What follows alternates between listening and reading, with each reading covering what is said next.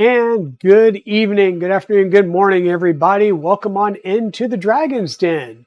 My name is Digital Dragon, and I'm a 3D printing variety streamer here on Twitch. What does that mean? Well, it means we do everything from printer assemblies and modifications like the Flying Bear Reborn 2 to full printer builds such as our Voron D0, Trident 2.4s, to prototyping such as our 0G Mercury 1 fully enclosed printer, the Trad Rack, which is a MMU style system that we'll be putting on an Annex Engineering K3 here in the near future, as well as 3D prints of all sorts, whether they're cosplay helmets to doing some prototyping of prints for my good friend, the Free Heathen Workshop, Maker Millwright. Welcome on in, Pez Liz. Thank you so much for the 6-month subscription. It's been amazing to have you here this long. And yes, lube and rails. That is also something we do here. We do a lot of lube and rails. So let me go ahead and make sure we kick that off. So yeah, welcome on in, Shaudel. Welcome on in. Thought I saw a subsector hanging around out there as well.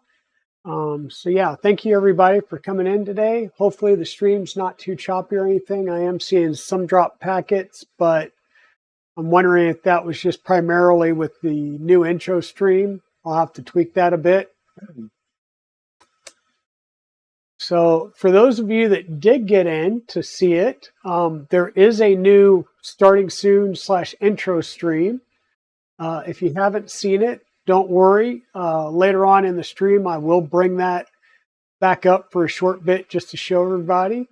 I was really surprised. So Solar 3DP made that for me, as well as another thing that he made for me that I will be printing out and will show up somewhere in the background shortly. So I haven't seen either one of my mods pop in. So let me just do a...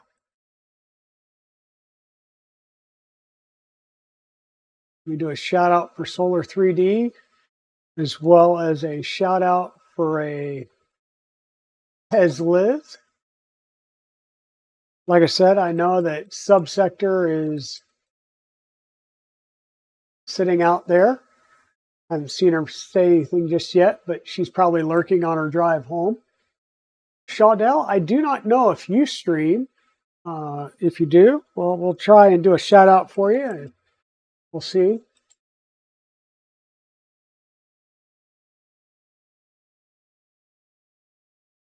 Hey, Nick, welcome on in. Welcome on in.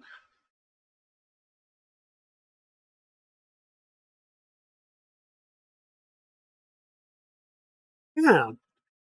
So I've made some good progress on the salad fork. I was able to get the CAN bus figured out. We will go over that in a short bit here. I've got the CAN bus figured out, and I've done some basic movement of the printer and a few of the initial steps. You know, hey, is the heater working? Are the end stops working? No, the end stops weren't. So I had to go through and troubleshoot that. And I'll go over a little bit of that and what that entailed. It's pretty weird, and I don't know, some things may be fixed now. Well, I'll get into that in just a second. I do want to go back and try one of the other ports to see if it's an issue with a port or what have you. But the Manta M5P is one of the newer boards of the Manta line. So, well, now Shaudel, you might not stream, but you don't have to have the camera on you. You can always have the camera on, you know, what it is you're working on down here. So you can just do something like that, and nobody really see your face. They just get to see your hands and what you're working on. So, I mean, that's always an option, right? So let me go ahead and get the keyboard out of here. And I will bring you guys in for a little bit. and kind of show you once again where we're at. I am fully unplugged from the power, so I can flip this over easily. And I'm going to bring you in here with just my hand to kind of show off the things that I've done. So camera will get a little bit squirrely here as I move you around. So here's our current wiring scheme. And you'll notice a couple of new additions. So I got some wires in at the end of last stream. They came in during the stream, but we didn't mess with them. And this was simple enough to go ahead. These were like meter long, I think, FEP wires that I got off of Amazon, I do believe. So it was measure out about how much length I needed, plus a little bit more for service loop in case I have to work on them again, and just trim them down and redo the pins on the side. So our A and B motors, or B and A motors, I think basically X and Y, are installed, as well as all of our Z motors. Now, I had to move the end stop. I had the end stop originally set here at Y. This is the Y end stop, so I figured Men 2 would work. And I wasn't getting any of the end stops to trigger whatsoever.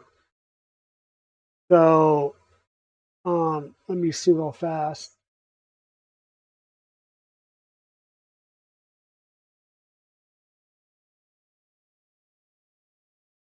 Yeah, exactly. Shadow, it'd be great to be able to do a stream without any, visibly being on the camera, and that'll help kind of break you into doing it some. Hey, Everything Plus Ultra, how's it going? Mighty Bean, welcome on in. This is obviously an AI deepfake video. Nope, see, I'll make it all weird and wonky. Nope, this is not an AI deepfake. This is not clean wiring by any means. I really want to come in here and clean the wiring up, but I'm trying not to. We're going to go with just this.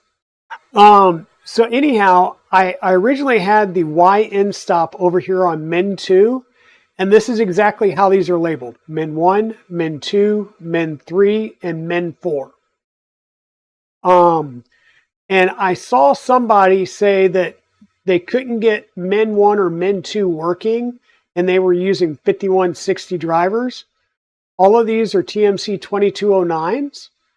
And so I was like, don't know, but let me see. Moved it over here on Men 4, changed the config, and it was triggering.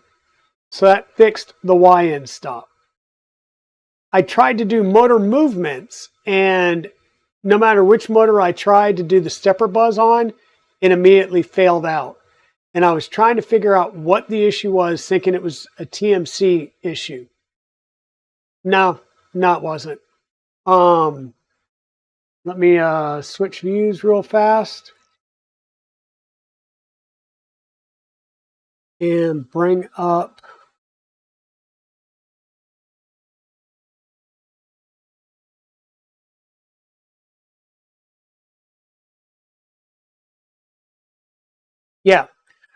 So it talks about driver voltage selection and how to set the motors up for high voltage motors, which is done by this jumper right here in front of the motor diag pins. Right? Let me get my finger out there and it'll probably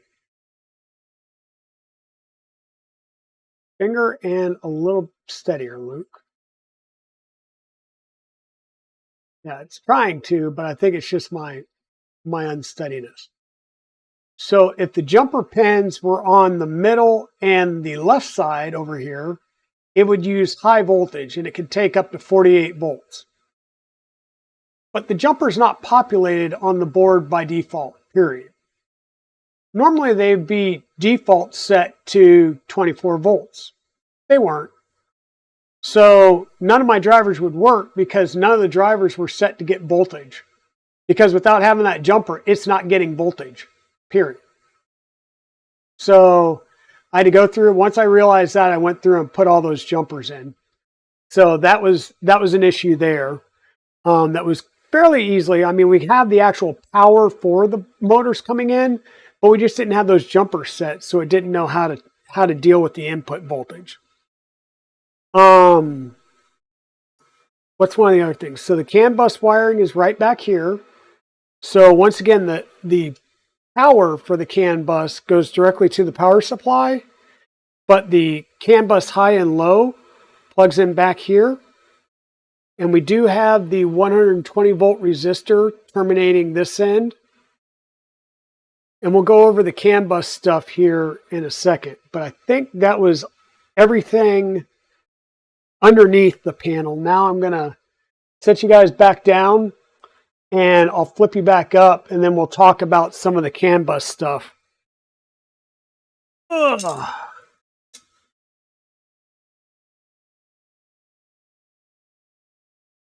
Okay. Move this back here so we can get a little bit closer.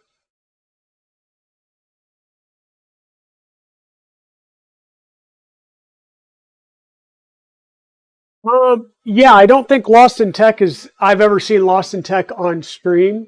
It's always hand stuff and, voiceovers, which actually makes editing a lot easier because you just sit down and do it, and then you can do your scripted voiceover based on watching the video and how you cut it.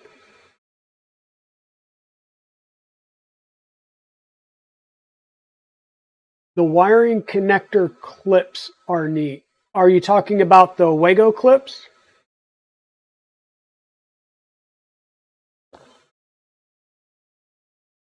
Hey, good evening, Ramon. How's it going? How's it going? Yes, coffee cheers. Coffee cheers.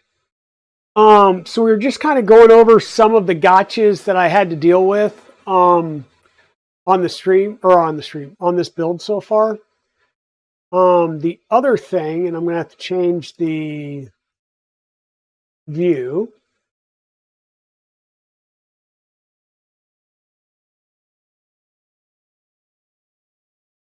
Actually, I thought I just changed the view. Okay. Was dealing with the actual, in fact, I'm just going to go full display on this. So dealing with the actual CAN bus installation, right?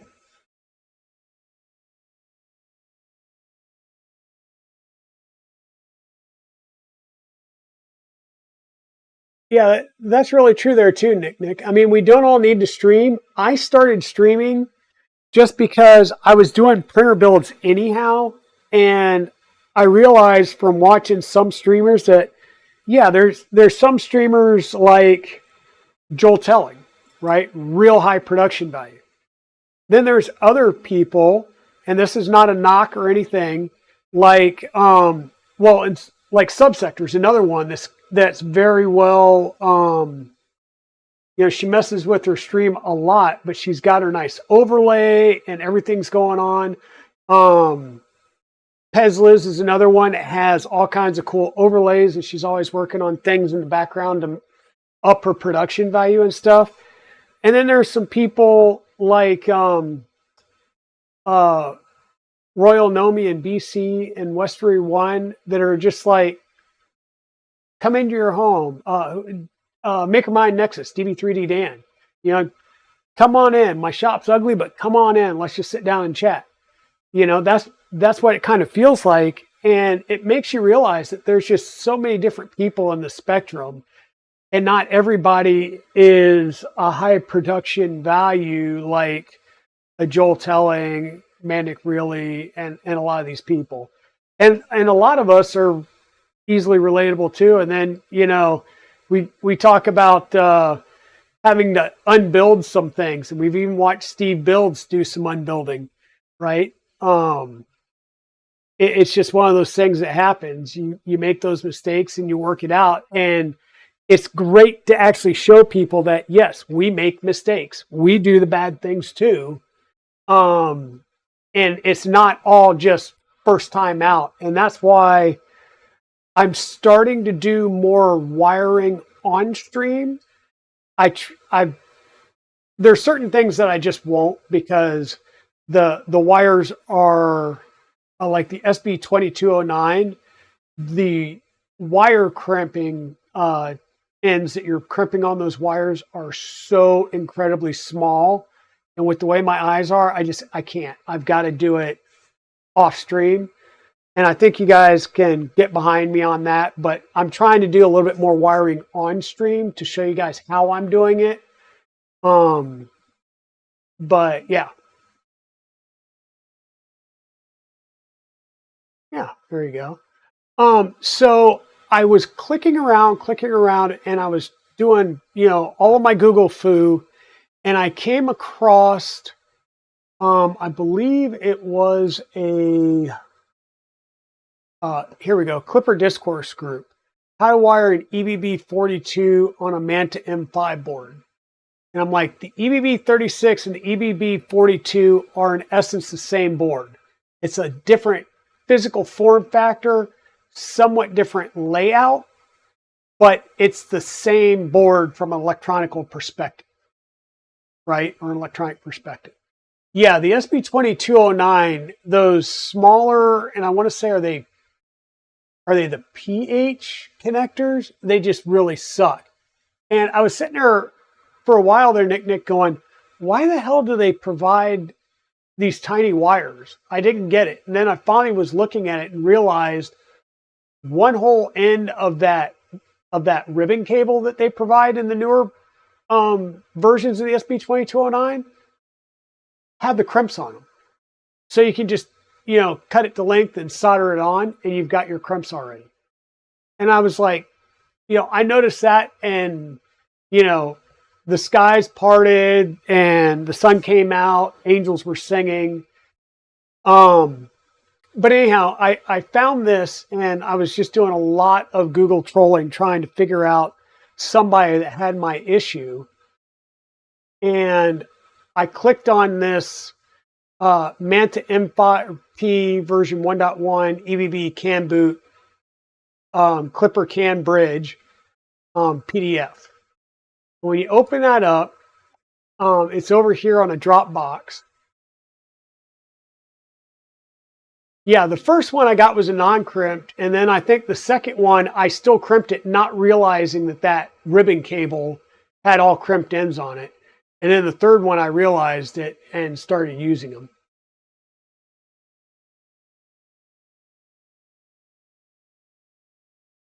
Yeah, exactly, Shaudell. That's kind of where I'm at. Is I just got a new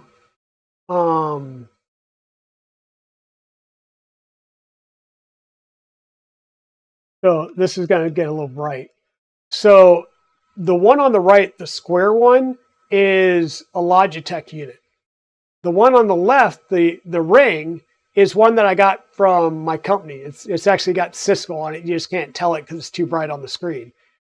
I'm going to pull that down, and I got another square Logitech one that I'm going to set on top of the other monitor. And then I'm going to use that ring light at the bench so that I can light things up a little bit better on the bench, because that's part of my problem. Is this light is very yellow, and when you're trying to work and it's hitting you in the back of the head, you're putting a shadow on whatever you're trying to work on. So I need to get some light down here on the bench that I can use. So anyhow, we're going to come back here. We'll switch back over to our full display view. And hey, Subsector, were your ears burning? Because I've been talking about you a lot.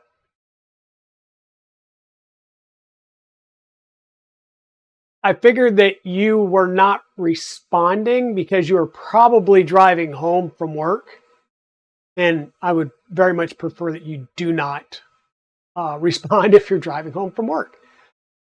You didn't do anything. I was actually gave you a shout out, and I was talking about the high production value on your stream with how you had everything laid out.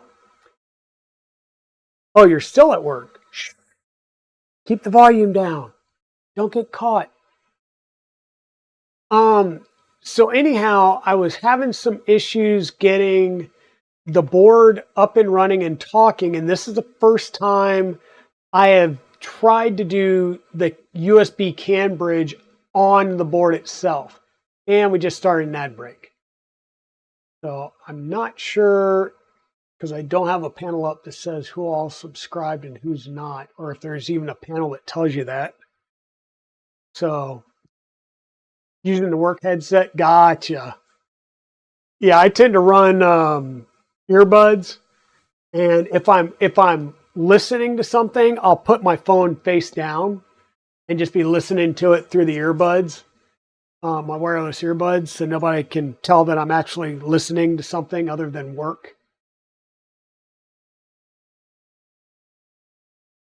Hey, Royal Nomi, welcome on in. Welcome on in. Thank you for stopping by. And sorry for dropping off the stream some last night. So I took Miss Dragon to the airport again this morning for yet another trip. And so I had to spend some time with her and was running around trying to, finish packing things and getting myself ready to take her to the airport, because my plan was to go into the office this morning and meet with one of my guys. And then we got up this morning and it was like 28 degrees out and I had to scrape the windshield of the truck. And I was like, yep, no worries.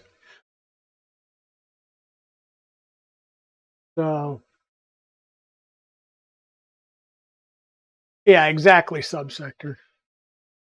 So anyhow, I wound up running through this guide, and I am like, I forgot to bookmark this last night, and now that I'm talking about it, I'm going to bookmark it right now before I forget, because that will make me really, really upset if I don't, and I have to go looking for it again. Hey, Tripod's Garage, welcome on in. I didn't even see you pop in here. How's it going? Hope you're doing well. Hope you're doing well.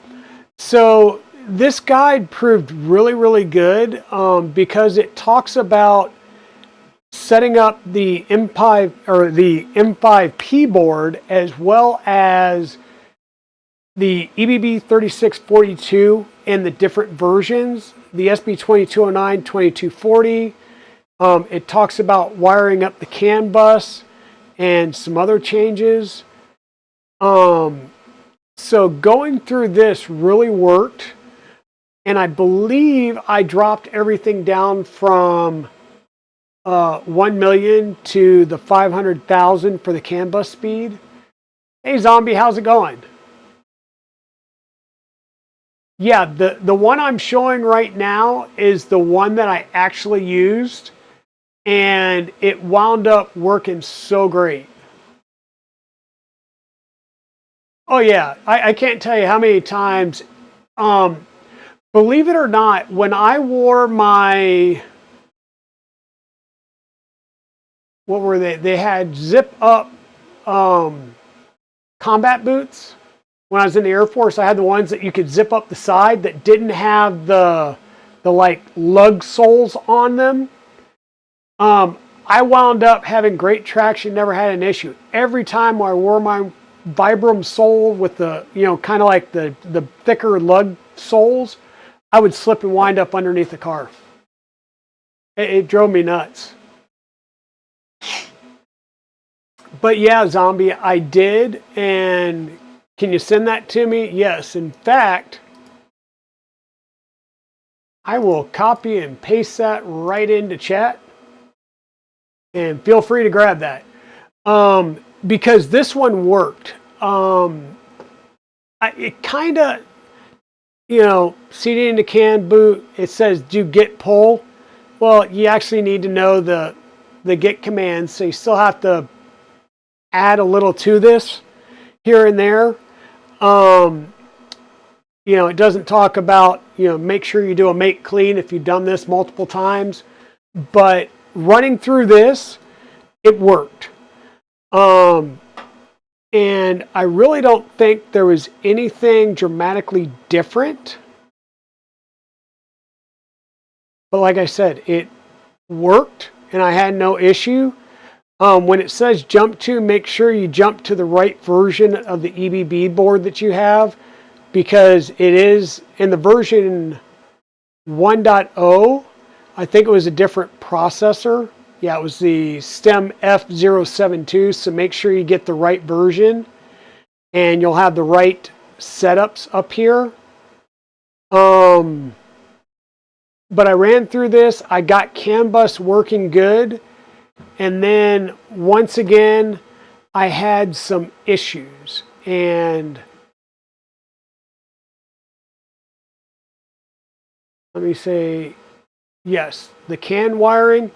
So interestingly enough, it says CAN low to CAN low. So I was under the impression on all the stuff, the CAN that I've done before, and I believe that they were rolled, but I believe that it's still CAN high to CAN high, CAN low to CAN low.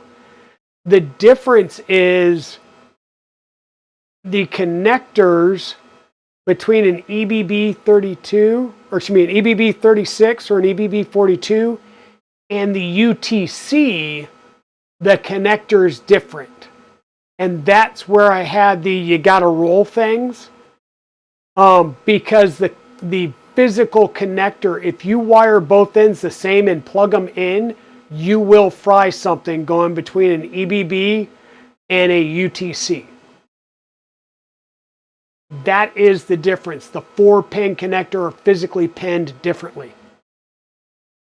So that's where I was getting, you got to roll things, right? And in essence, what I will tell you is, let me grab a couple of things.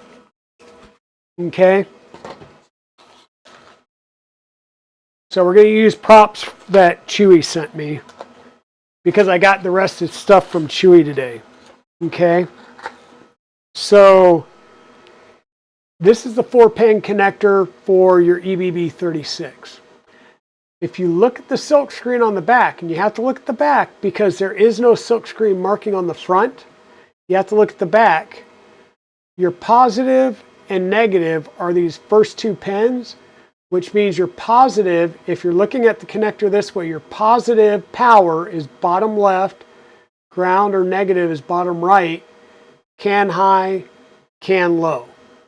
If you look at your EBB, or excuse me, at your UTC, and you're looking at your 4-pin connector here, it's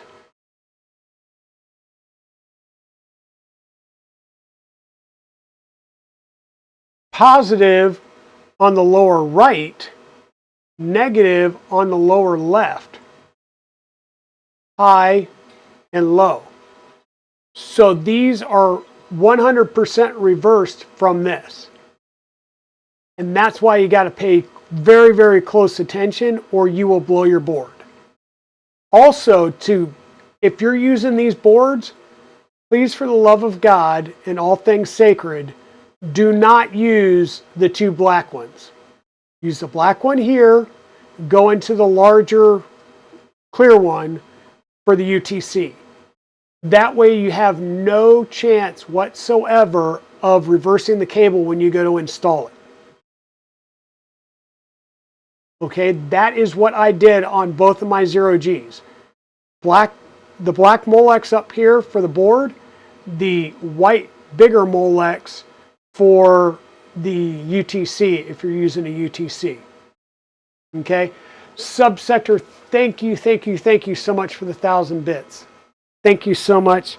Never required, but always appreciated. So yeah, you just got to be careful, take your time, and I will tell you the other thing I will show you is in the past I have made my cable and then plugged it in at the top and then braided my cable, right? So I'm looking at the board, I get all 4 of my cables in there. Your positive and negative wire, you don't need to add any twist to. Your CAN high and CAN low, if you're using your So if you're doing an umbilical, you can use twisted pair wire out of an Ethernet cable. Preferably stranded, but you can use wire out of an Ethernet cable and it's already twisted, right? Or you can use some spare motor wire if you've got the twisted motor wires that are FEP coated, that's even better. If not, I use 20 gauge for the power and 24 gauge FEP cable for the can high, can low. And what I did was I fed those two cables through the PTFE tube socket here after I put them in the connector, and I was able to just stand back here and just weave my two CAN cables, because you want the twist to keep it from getting interference from the power cables. All right, so those are a couple of things on your CAN cables if you're not buying a pre-made cable. Okay? Like coffee. A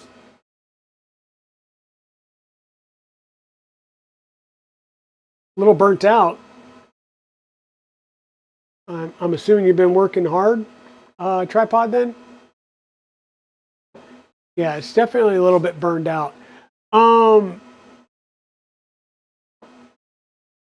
that's the thing, is I've got a couple of large printer builds. So this is a salad fork. This is a 160 salad fork build.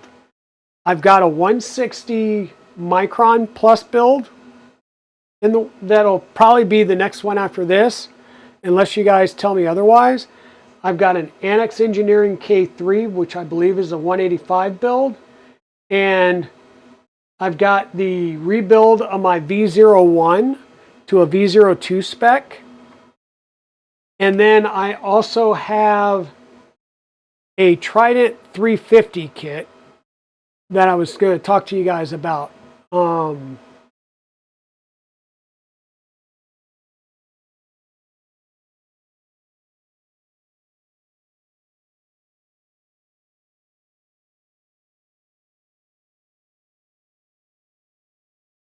Yeah, yep. I have not had eye surgery yet, subsector. So for those of you interested, my eye surgery appointment's tomorrow at 7:30. So Evil Diesel is going to be picking me up in the morning and driving me about an hour down the road to go to that appointment. I believe we're going to do the right eye first, and then the left eye will be next Wednesday. So Thursday streams this week and next week are tentative. Okay? They're very tentative. We may not do any building. It may just be sitting here chatting for a little bit as long as I'm feeling up to it. And then Saturday we will be working on the Chewy build, because one of the things that I was waiting on was the panels.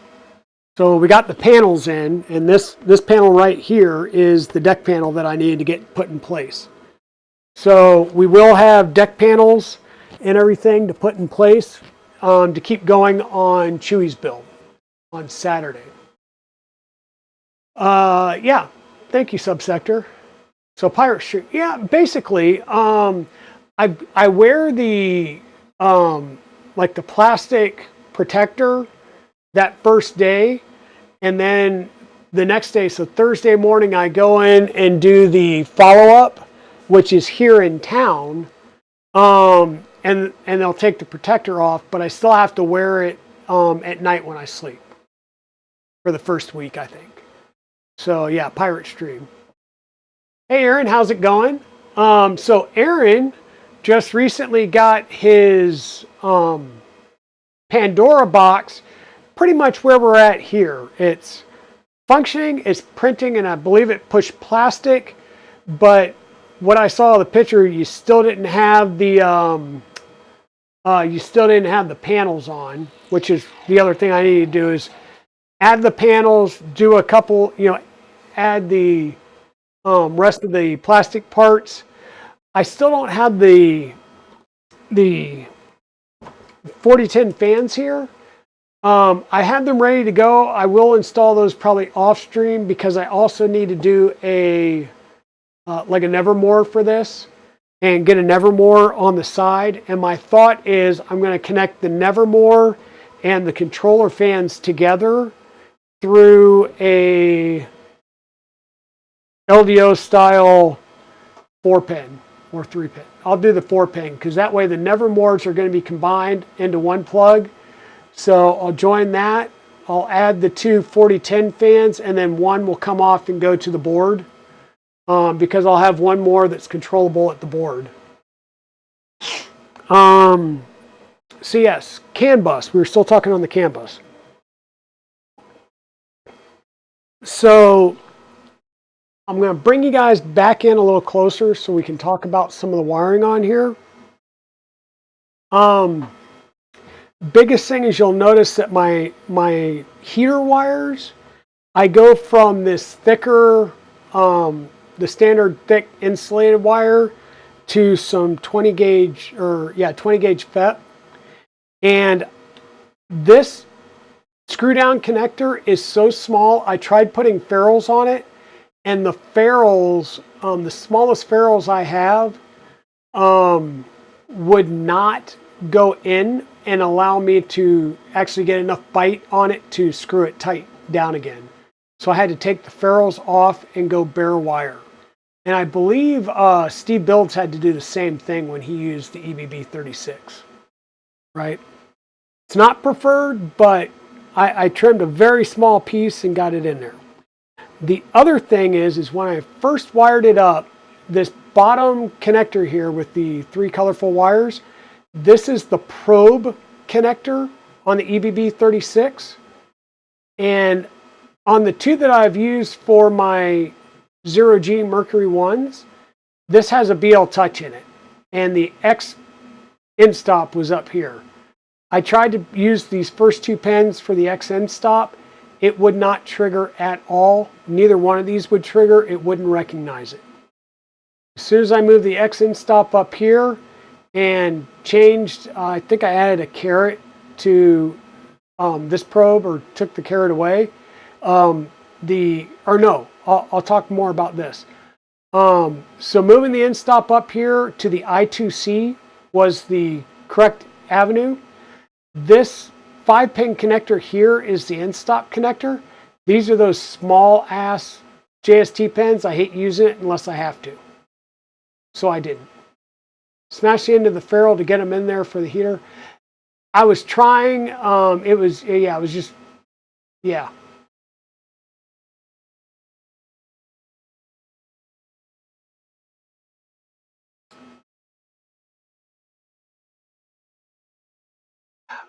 So the issue that I had is these are 5 pins. The EBB 36, the only place there's 24 volts at is the input right here on the plug.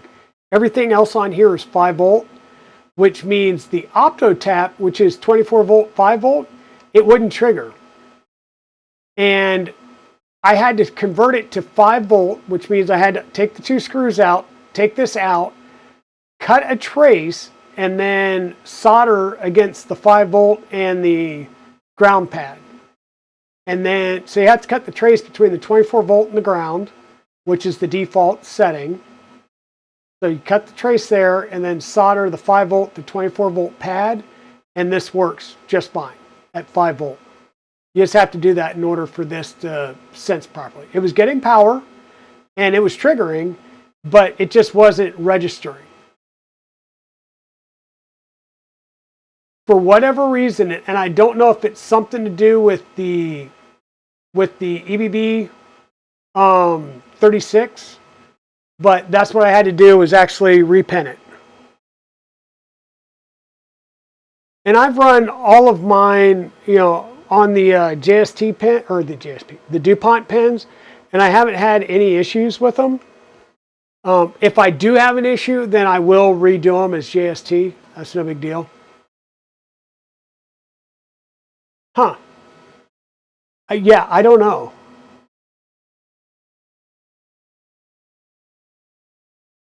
So I don't know. This is the OptoTap. It wasn't triggering, and as soon as I switched it over to a dedicated 5 volt, it worked. So I don't know. Don't know. It was wonky. It was weird. That's how it worked for me. So yeah, if it works, it works. And like I said, it was just really weird because it was the first time that none of my end stops would trigger. And I was like, what the hell?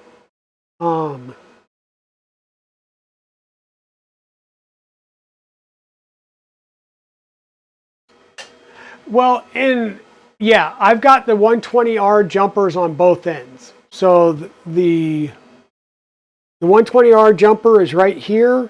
And then there's one right behind the CAN bus on the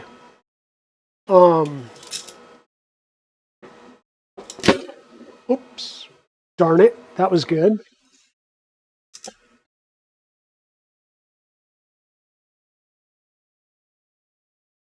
I just ripped the hinge out. Okay, well, we'll have to fix that. We'll have to fix that.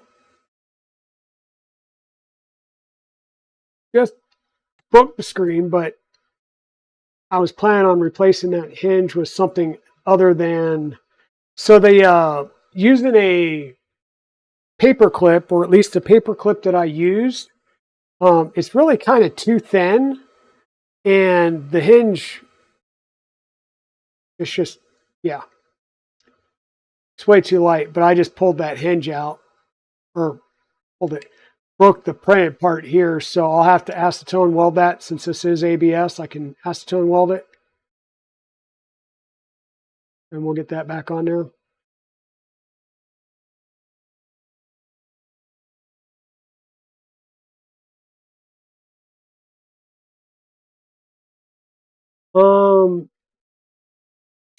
But yeah, and I just got a shipment notification from Hector.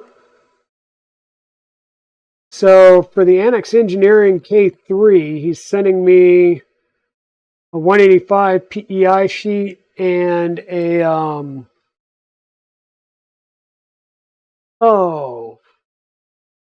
English sometimes, and some motor mounts. So he offered them up on Aaron Stream, so I pinged him about that. So yes, I do have the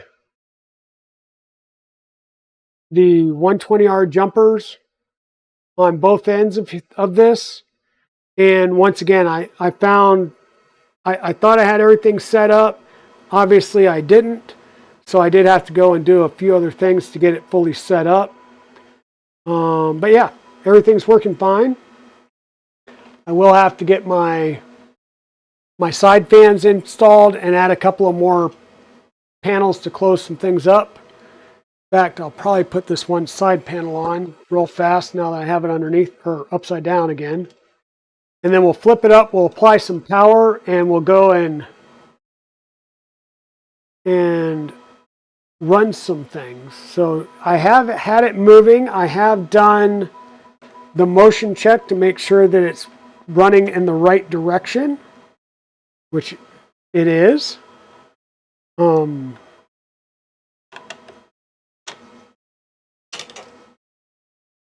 And what else? I haven't checked my esteps yet for the extruder, which is the last thing we'll need to do. I have done PID tuning, and I ran through the calibration, or not the calibration, the configuration. So we will walk through that on stream a little bit.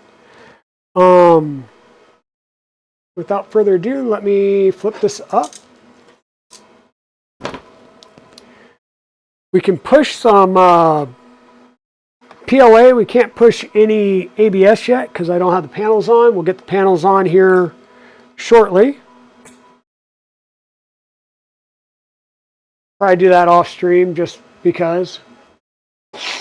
Yeah, I have yet to have a CAN install that just works, right? And so every time there's some little quirk, and I can't figure it out because I use the same exact equipment, right? And it's still, I did that for my 0Gs, and it was still a pain in the butt.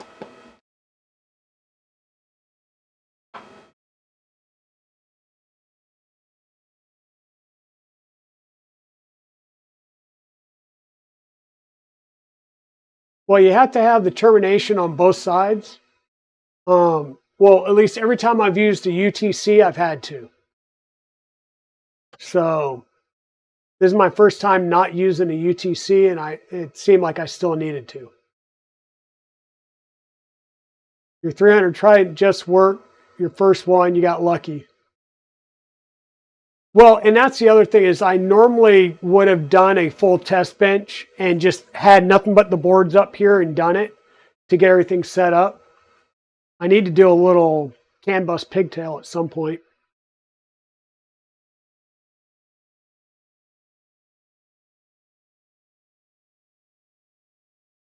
Try Rat OS one time. It has auto install. Okay. I haven't tried a Rat OS. I wasn't sure if it was just pre-configured for the Rat Rig stuff, but well, so if you get a Gen 1 EBB36, so there's a 1.0, a 1.1, and a 1.2 of the EBB36 and EBB42 boards, and you really, really, really need to be careful.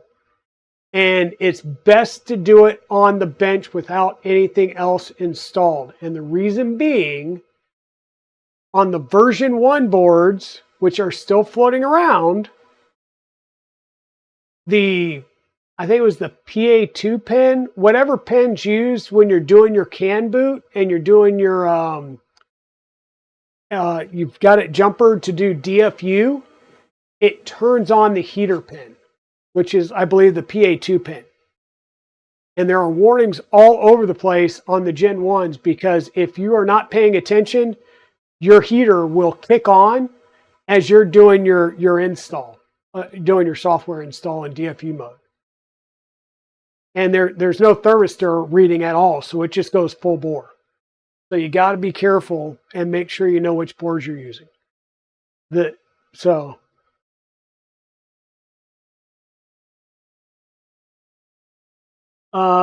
my Micron. So I've got a Micron Plus kit from Formbot, and I believe it's an M8P with an EBB36 and a few other things.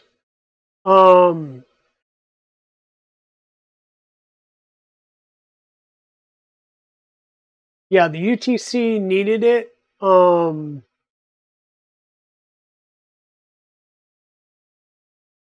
yeah, the Trident. Yeah, it's so much easier to do it without anything plugged in, right?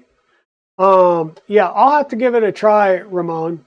I'll try it on something.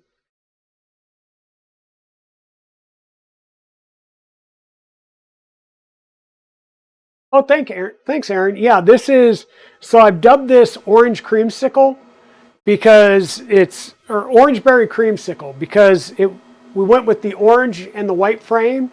So we're going to do Orange Creamsicle, and then when I added the purple, the Galaxy Purple as the contrasting color, Orange Berry because I associate it with blueberries.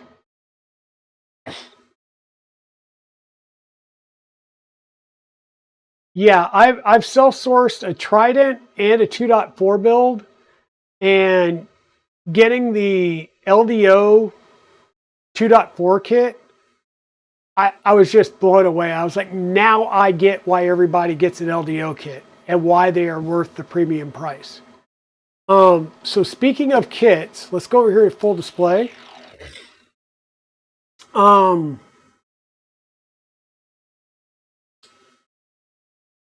Yeah, so where are we at? We've got that. Let me get rid of that. Come over here, do AliExpress. Really? You should know me by now. Okay, AliExpress. Go away. Go away. Surprise, yeah. Hey, look, have I been looking at the Mellow? Yes, I have. So the Formbot Micron kit, probably the one that I did buy. Kind of looks like it. It's the Micron Plus, so it's the 180. We're printing parts in ABS now and going through instructions since yours is an odd size. Yeah, there you go. My first Foron was a self-source V0, 0.1, and we will be tearing that down and converting it to a 0.2 at some point. But this looks like the Micron kit that I got. It'll get me down. Does it not have the, oh.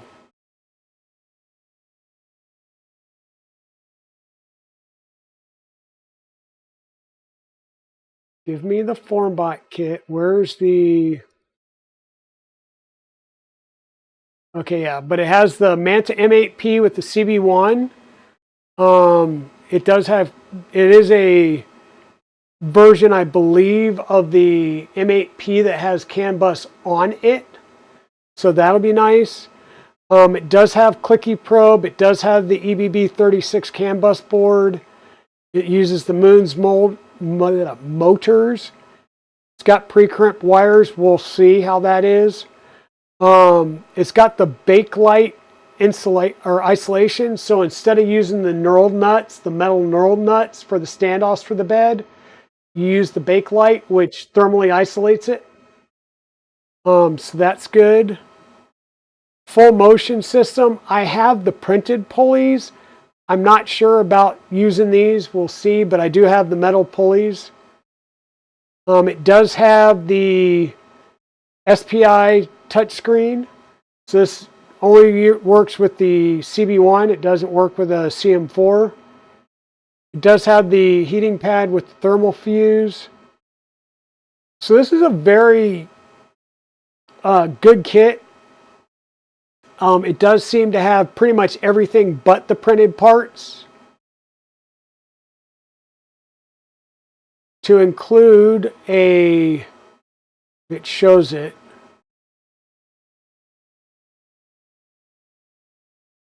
Double-sided PEI sheet, Gates belts, linear rails, and I did check the X linear rail. This shows a MGN, was it 9C, but it's a 9H rail. Yeah, it's most likely the M8P version 1.1, which means CAN bus is on it. 1.0 didn't have a CAN bus. I do have an extra UTC, so that's no big deal.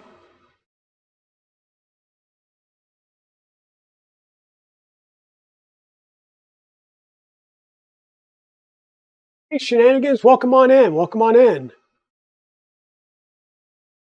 It is the 9H. I did open the box up and look. And if it's, because what I wanted to do was check if it wasn't a 9H, because the salad fork came with a 9C, and I didn't realize until I started to put boop on that you have to have the 9H for boop. So I overnighted a 9H from Fabrico. But correct, the salad fork had a 9C. If you want the 9H, Fabrico has them. So go ahead and order, have Hector ship it to you now. It'll be pre-lubed, which is nice. You just have to clean all the extra crap out of the hole. But yeah, that's what I'm using on this, is the Fabrico 9H. Hey, Aaron 3DP. Yeah, I've got a little bit of a delay. So yeah, it shows on the picture, everything's what is this, a 7H. It shows a 9C rail. I did open it up and look. It is a 9H, so boop will work. I've already got the boop parts printed. It will have boop. It does have the Mic 6 build plate. It does have the PC panels. And this is the only thing that, whatever this is, may not make it in there.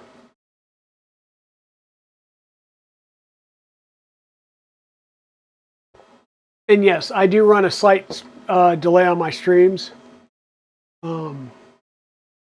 So it does have this jank CHC.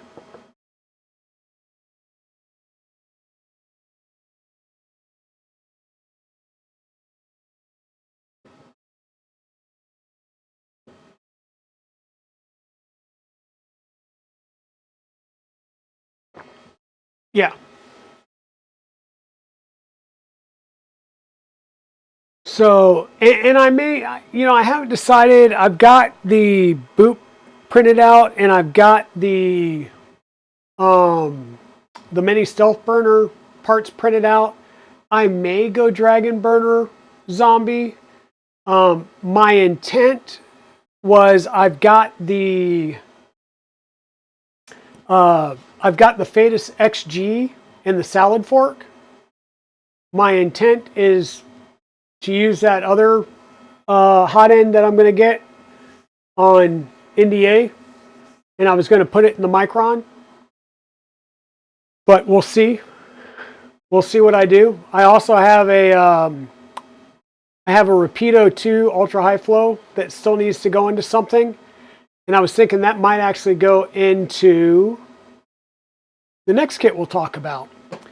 So this is the Trident kit that seemed to make it into my cart and show up from DFH, because that is a hell of a deal for what is in this. This is a 350 Trident, white frame, has all stainless steel fasteners, black DIN rails, black rubber feet, stainless steel MGN 9H rail, which means we can do tap right off the get-go. Or I'm sorry, MGN 12H, so we can do tap right off the get-go on this. DFH Trident motor kit, all the right bearings. Pretty much it's a standard kit. It's got the GD Stein fans, the BMG gear, ECAS push fittings, and FEP tube PC4 M10 press fit fittings, a Dragonfly BMO hot end. Like I said, it may not get the Dragonfly. It may get the Rapido. Because this will be a larger one, it's probably going to get the Rapido hot end put in it. Spring steel sheet, the anodized black ultra flat bed, 800 watt heater with thermal fuse. It does have the SB2040 CAN bus board, CAN bus cable, M5P 2209s, Omron micro switches, the CB1 2.2. Electrical would have the Meanwell power supply, all the microfit connectors, the FEP wiring and everything. So I'm probably going to have to do the full wire on it. Let me see what you got here. Dragon burner should support both sizes. Exactly. That is a placeholder for something, anything better that will get you going until you get something better. But I do have something better on the way. It'll be here probably, hopefully, for Christmas. And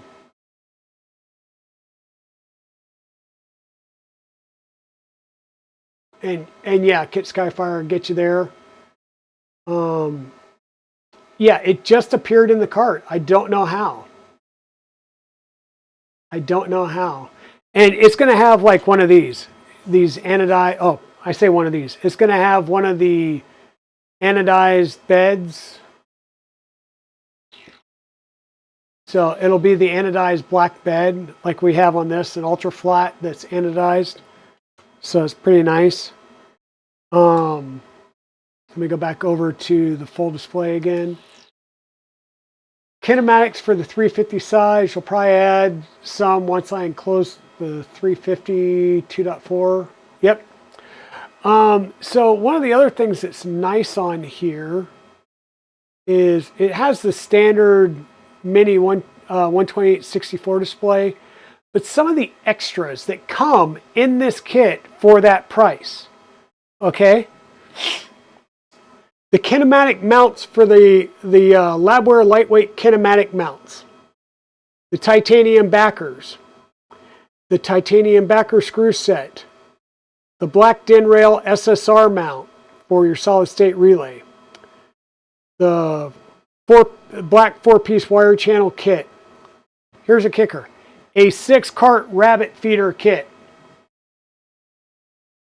That price included a 6-cart ERCFA, right? The rainbow bar PCB and disco stick XXL. So I'm going to get the lights.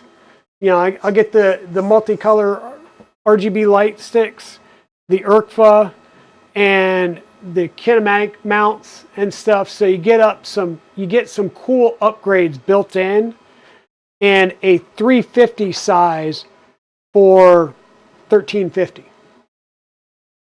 And it's still going on, which means they still have some in stock. So just saying.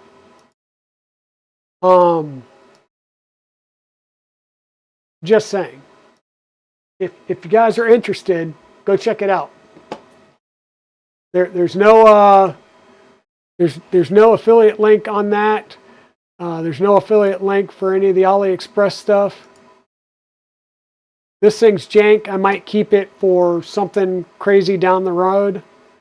But yeah, from everything I looked, this kit for the Micron Plus should be good to go. And the only thing that I saw that was really jank on it would have been that hot end, right? So we are plugged in, we are turned on. Let me come over here and check it out. So this is Orangeberry Creamsicle. Let's jump back over here to our browser window. Yay, and it stayed on there. So let me move that there. Move this over here. Yeah. Hey, Creatix Brent, welcome on in. Welcome on in. How are you doing tonight? So our printer, like I said, is up. It is running. We can do full homing.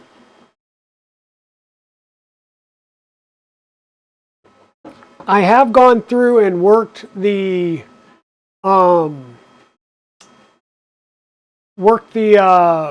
some of the basics, right?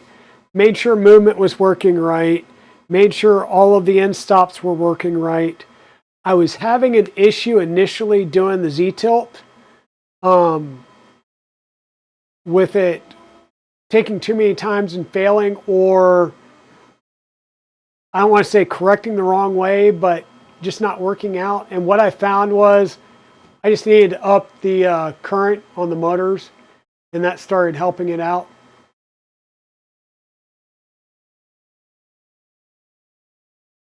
Yeah, Britt didn't mind the squirrel hunting stuff. She didn't mind the squirrel hunting stuff so much.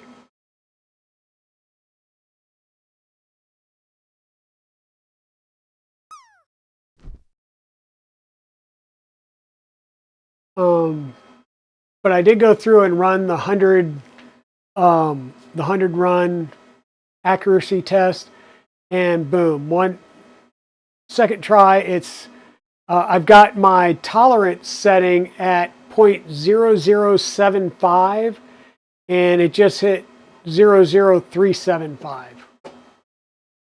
So we get pretty darn good attack of the squirrels, attack of the squirrels.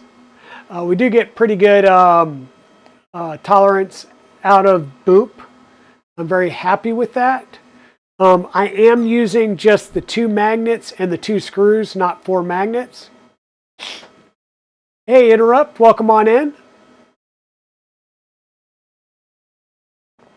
Welcome on in. So yeah, like I said, the one thing that I haven't done yet, and I'm going to use some of, now we'll leave that over here. I'll just grab a, let me grab a spool of filament and get some of my extra screws out of the way. Let's grab a spool holder. And oh, I think all of that is,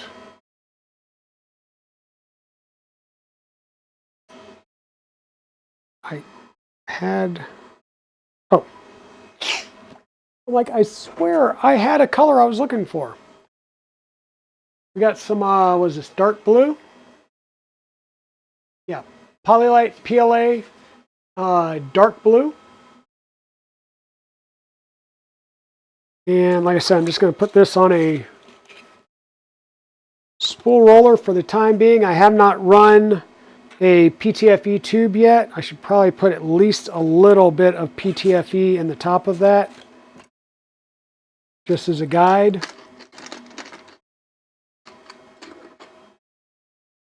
Well, I will. The first thing I need to do, because we're going to be setting up our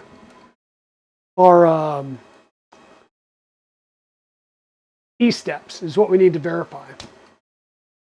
So we open this up. We can feed our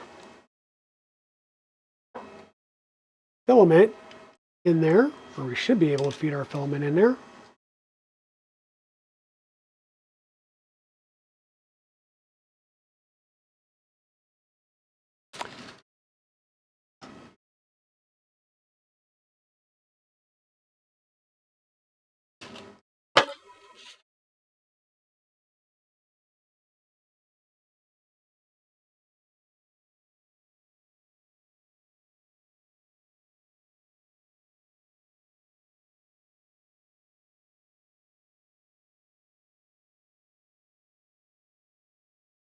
Okay. I'm going to drop this down a little bit. And like I said, I have PID tuned it. So the couple of things I've done is I've PID tuned the hot end and the bed for PLA temps. Checked the end stops are moving, checked all the movement stuff, and validated my 0, so got my end stop set right. So 0 is over here in the front left, and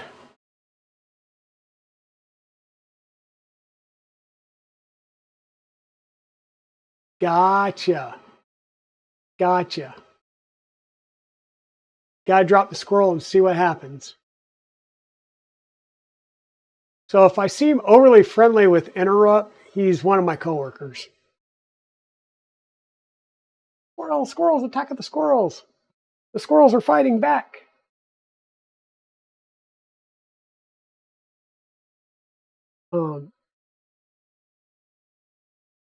Yeah, so for those of you that weren't here earlier, what am I doing? Yeah, we're getting ready to do this esteps is what we were working on. So we're heating things up. Things are heated up. Now we need to go ahead and do a filament load. So did we have a macro for filament load? We do not have a macro, so we just do it kind of the old school way. And just tell it to extrude. We'll tell it 50 and extrude.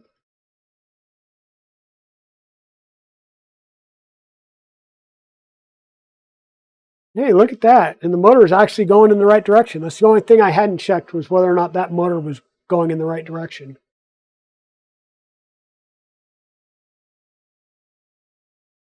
I just want to make sure and spit out a little bit of filament. And let me see about getting you guys a little bit closer here. I'm moving this a little bit closer so you can see that we are spitting out filament. So that's good. Now we need to do our standard, which is grab a piece of tape that's got a good edge to it. Good edge being the factory edge.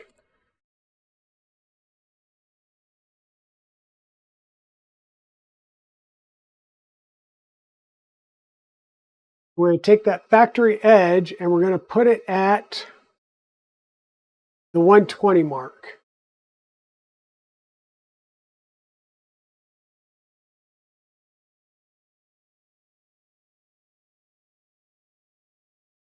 Now, my ruler starts off at 0, is right at the edge.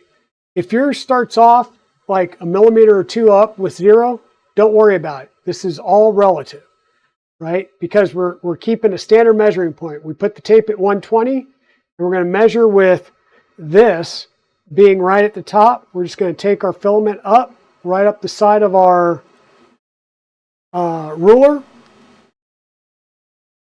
and we will apply the tape right there. And that will be our 120 millimeter mark. Hey, Major Gamer Geek, thank you very much for the resub.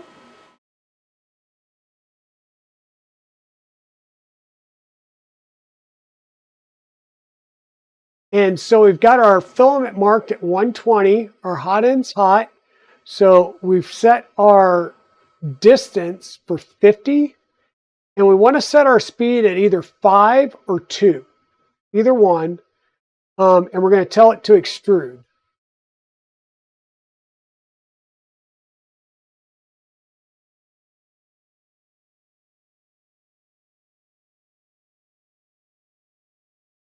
All right, there's 50 millimeters.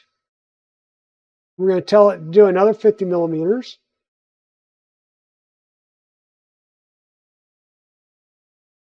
And I am hearing a little bit of skipping. I want to see kind of where we're at.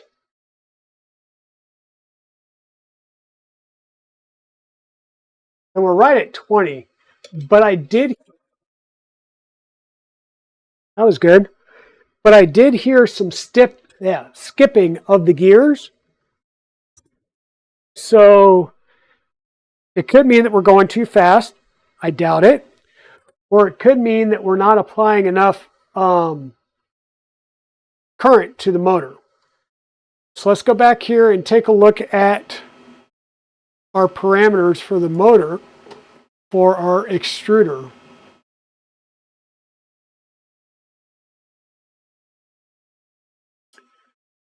So our extruder motor, we've got set to a current of 0.65. 0.65. We'll go ahead and move that up to 0.7. And I don't know what the rating is on these, so we don't want to like really kick it up, especially since it's a pancake motor.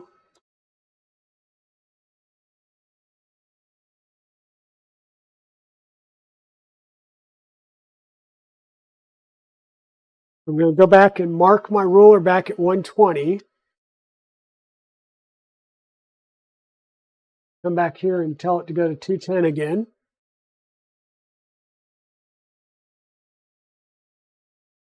Oh, not a problem. Not a problem, subsector. We're going to line this up, transfer our tape to the filament, just like we did before. It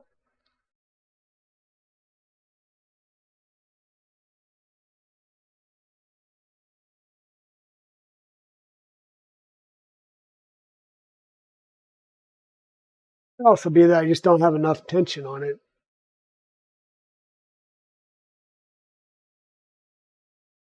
So we're back up to temp, and we're going to scroll back down here.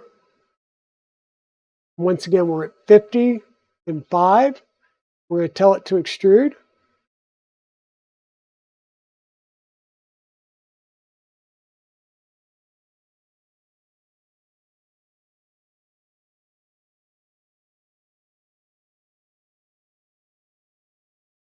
We'll extrude again.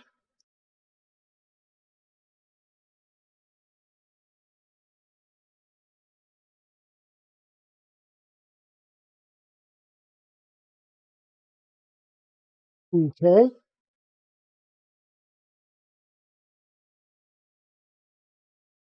And we're going to check this.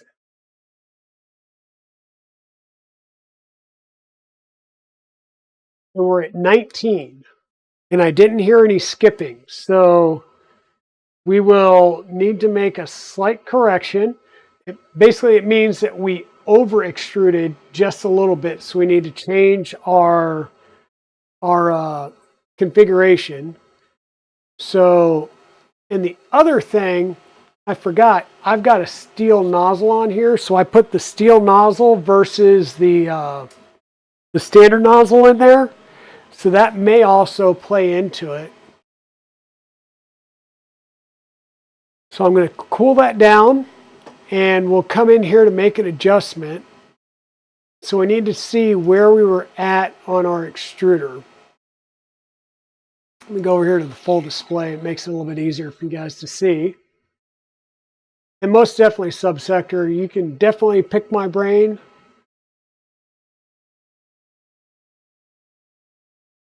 So on our extruder, our current rotation distance is 22.23. So we're going to come over here and we're going to do a little bit of math. So our new config value is our old config times the actual extruded amount minus the target extruded amount. So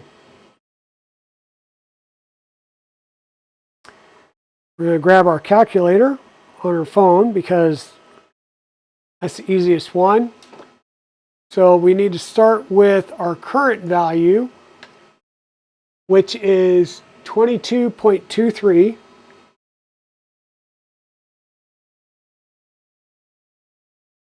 We're going to multiply that by the actual extruded amount. So the actual extruded amount, we wanted 100, we went 101. So we're going to times that by 101.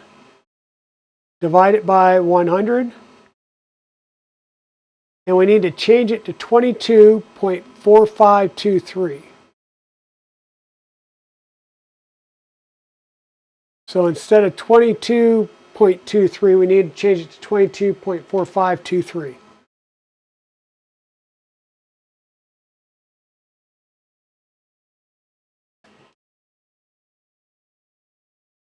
And we will save and restart our config.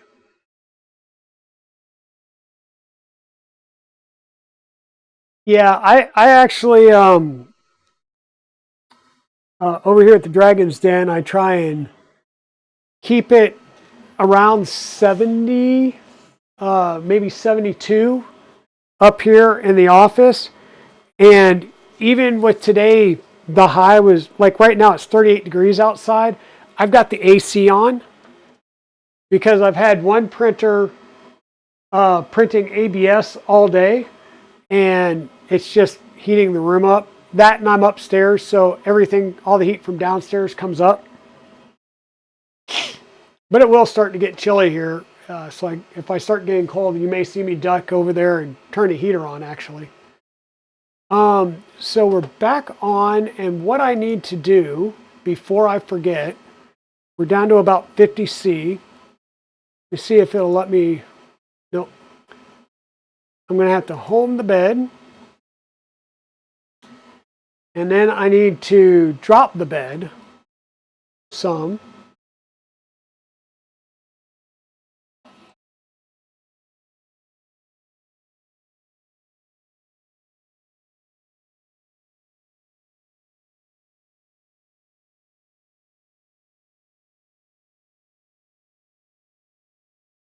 And see about getting the silicone sock off of here. Tool head is cooled down. I just need to see if I can get the silicone sock off without taking the whole darn thing off.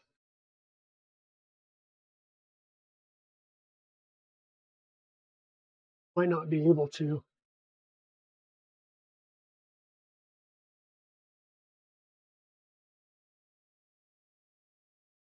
So what I'm trying to deal with is I didn't hot tighten it. So what I would have to do to be able to get the silicone sock off is take the tool head off which entails getting one screw that is blocked from the back.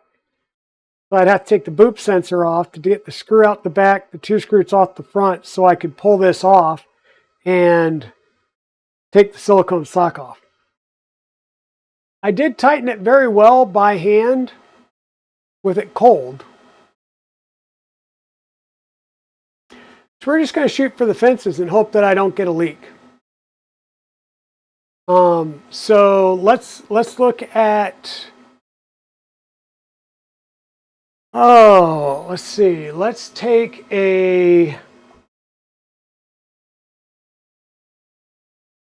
go into Orca Slicer real fast. Well, let me see. What's the next step on the step here? We did. Oh, look at that. We fixed rotation distance. Next up would be slicer setup and first print. That's basically what I'm going to get ready to do here. So I'm going to go into Orca Slicer. And what I'm going to do is I'm just going to click on my Voron Trident 300 size. And I'm going to edit it. We're going to give it a new name.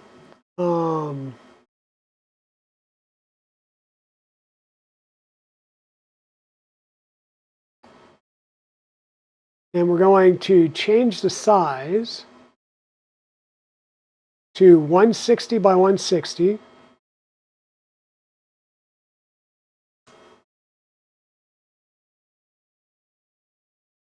And the height, I have the height set on this.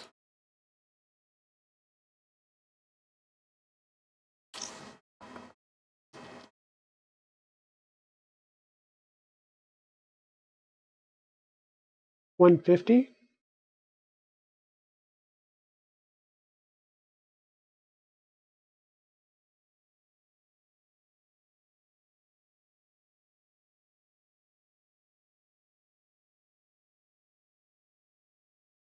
And I'm basically going to save this and just give it a new name.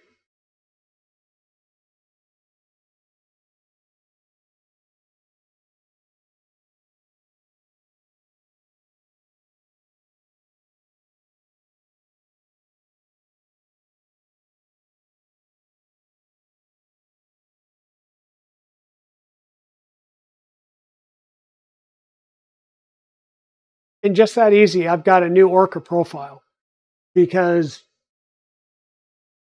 it's pretty much the same. It's a Trident, only smaller, right? So let me see, we've got that set. At some point I will do input shaping and all that goodness. I have not done that yet.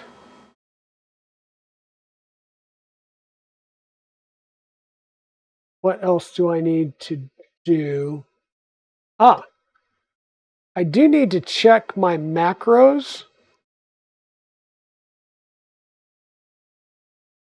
because my macros were pulled over from either the Trident or Death Dragon. So I just need to make sure that my maxes and mins and stuff are set in here for the default parameters. So let me bring you over here to the full display.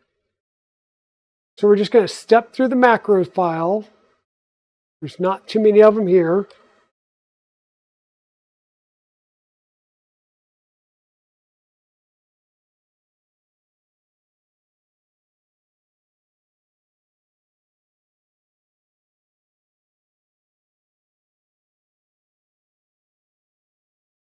This sets up my M600 or a pause and basically tells it to go to the back right corner.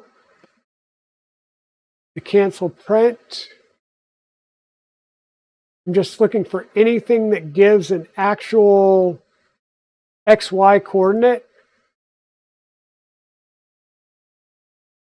and making sure that it basically just goes to my chosen part, which is 160 by 160 on this.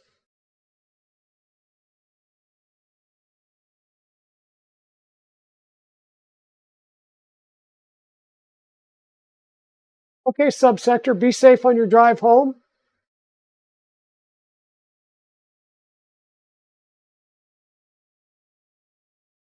I try and keep my house around like 70 when the wintertime kicks in. And I tend to, like right now I'm wearing jeans. I've got my hoodie nearby if I need to. And yeah, so I just tend to bundle up because I run cold after having my surgery, my gastric bypass surgery. My wife always runs hot. So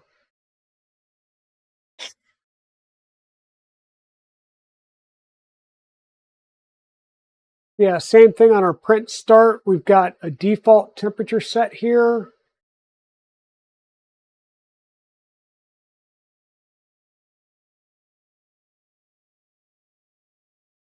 '60. My default extruder, I'm going to change that. Or excuse me, my default extruder temp is going to be set to 150. That means it'll heat up to 150 and won't go any higher. If it goes over 150, tap would not work, right? And it'll drop it back down. It just means you'll have to wait for it to get there anyhow. So what I do is say ramp up the bed temp, go to 150 at your tool head, do your G28, so your home, your Z tilt adjust, home again. We'll clear the previous bed mesh. We'll run a new bed mesh, which will do camp. We'll do the line purge, also part of camp.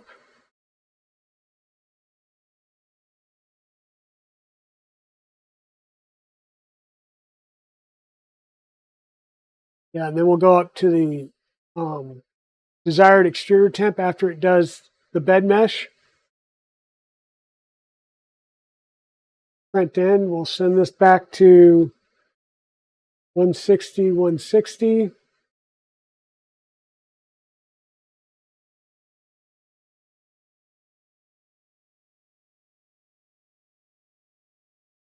Do a save and restart. And let's just go with a standard calibration cube, an Orca Slicer calibration cube.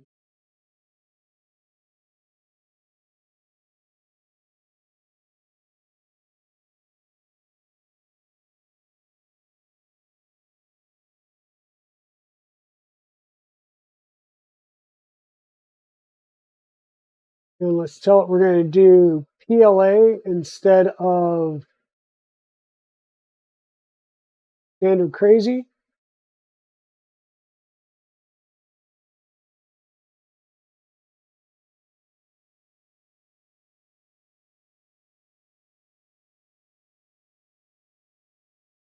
I should probably set up the wireless as well.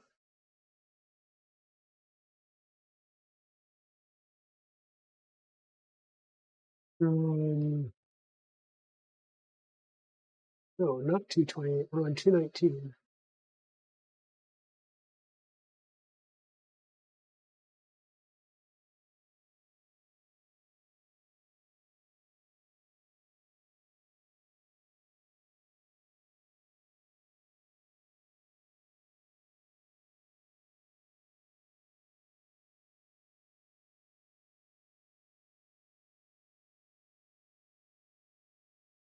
And I take that back. We're not going to go for an Orca cube just yet. I'm going to do one of my standards, which is a 120 by 120 by like 0.6 cube. And that's just going to give us the ability to dial in that first layer.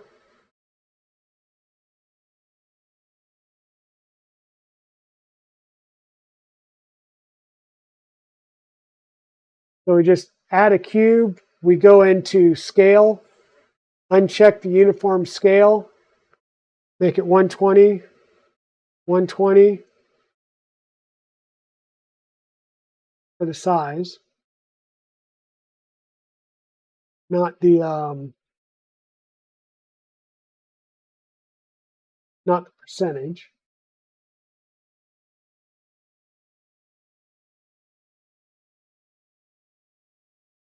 And I just realized I don't think I did our Z offset. And I'm trying to remember. I don't think I need to with, but just to be on the safe side, let's go ahead. No, I did. I did probe calibrate as well with the cold bed. So we should be good to go. And we're just going to send it and trust and pray. Because that's what we do, right? Trust and pray.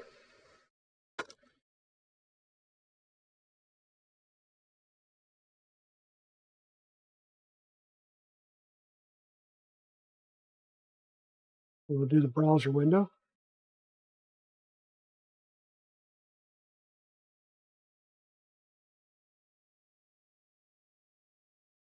Lots of layers.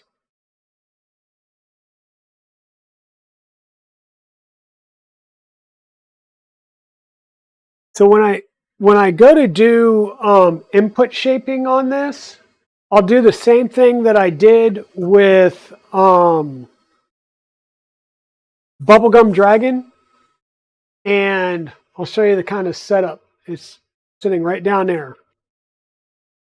That is a landscape tile sitting on top of a concrete tile, sitting on top of another landscape tile. Those landscape tiles are like a rubberized landscape tile. So by doing that, it turns this ricketiness into a lot more solid platform, which is a lot better when you're doing your input shaping numbers. And especially when you tend to set your printers on things just like that, which I do.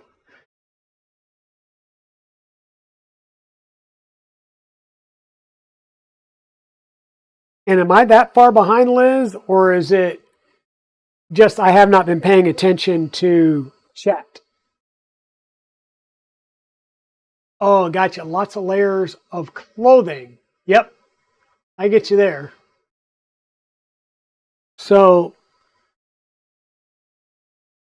it's up to temp. It should be solidifying and getting ready to do its home, Z tilt, and then home again. Then we should see it push plastic. Hello, Mr. Poole. How are you doing? Yeah, I was kind of not so happy to have the cold weather that we had this morning and have to get up and go drive to the airport. And it didn't help that on top of having to get up at dark 30 and drive to the airport, I also forgot to get gas the other day, so I had to fill up the tank. So luckily I had enough to get her to the airport, and then I stopped by work on my way home and put $70 in the gas tank. Love it.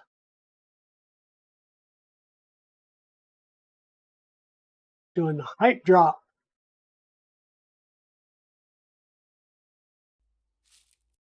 Oh, barely caught the corner.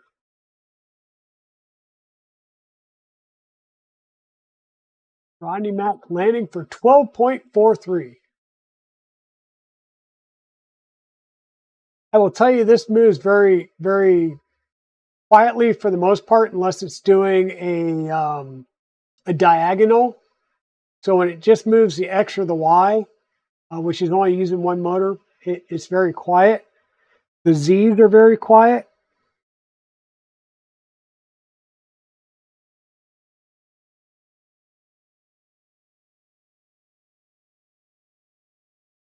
And I want to say I took heavily from my Trident config. So I started with the configs that they had in the Salad Fork GitHub, and then update them with a bunch of configs from my Trident, which is Iron Dragon.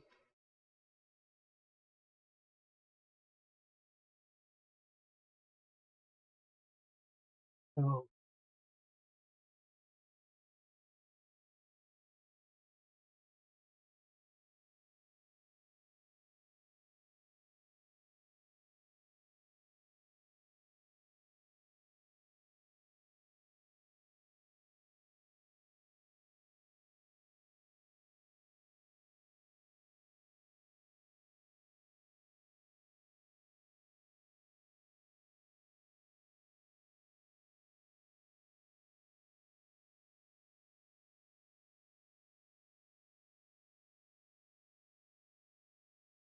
So we'll do pretty much the full bed because I'm going to do a 120 by 120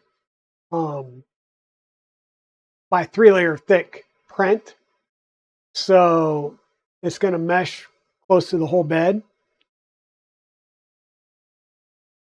which will let us get to see what the bed mesh is as it starts.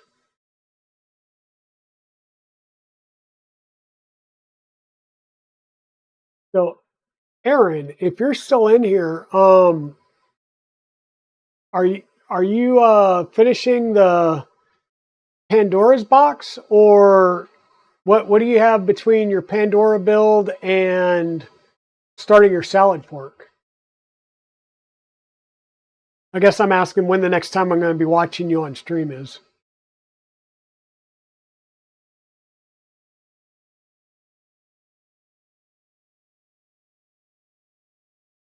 You hope to finish the PB tomorrow? Okay. I may be sitting there, one eye open, kind of watching.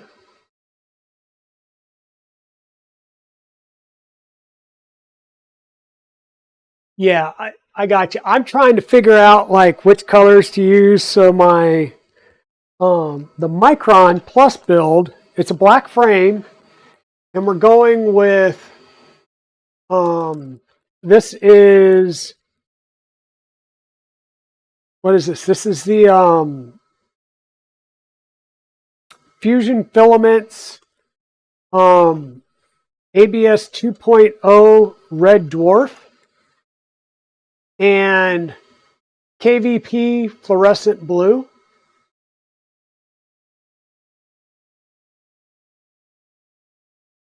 This is going to be the color scheme for the Micron.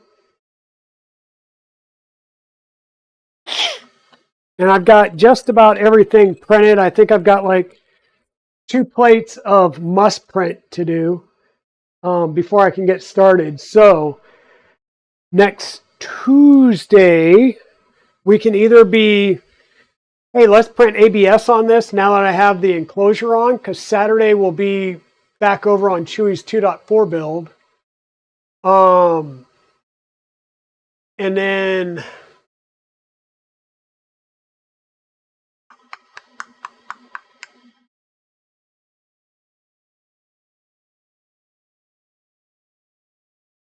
yeah. Well, my Stealth Press got the same color scheme as Bubblegum Dragon because the filament was right there and it was easy. I can also tell you that I was using some defaults, and I want to say the default and the config was for like 250 millimeter for the travel speed. And yeah, let's just say my motors weren't happy. And I don't know if it was just I needed to up the currents on them or what, but yeah, it skipped a bunch of steps and it went to home and wound up like over here. So it didn't work out too well.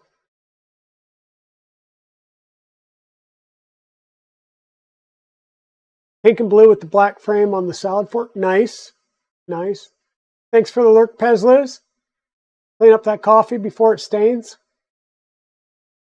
Yeah, so so this is the orange and galaxy purple, the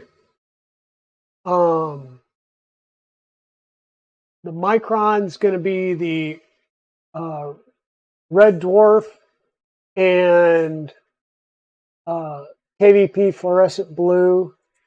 Chewy's build is Polymaker, Galaxy Purple, and Galaxy Dark Gray. Those are his colors. My Trident 350, which is another white frame, I believe I'm going to go with ASA Pop Pink as the primary and Pop Blue as the secondary. The Annex Engineering K3, I have not identified my colors for yet. And the black box, I plan on Prylene PCCF Black. And I was thinking either Polymaker ABS Neon Orange or getting some Fusion Filaments ABS 1.5 Electric Pineapple. Since that's supposedly KVP's colors And then I was thinking for baby blue, I was going to go with the primary color being the Beta's ABS glass-filled black. And I believe I've got some of their glass-filled ABS orange in. I guess I should keep an eye on this. All right, we're a little low. Yeah, we need to drop down just a little bit.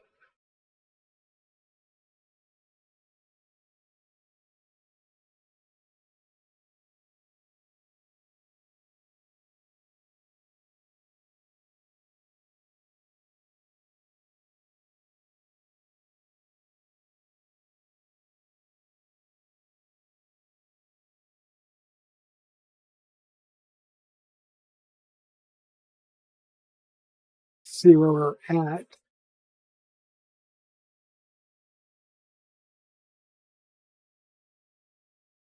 Still not getting down in this front corner.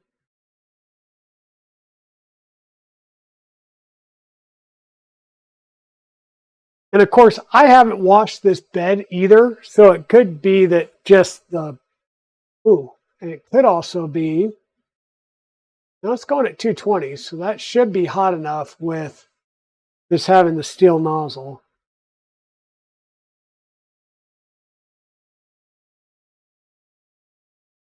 Yeah, no, we're still just too high.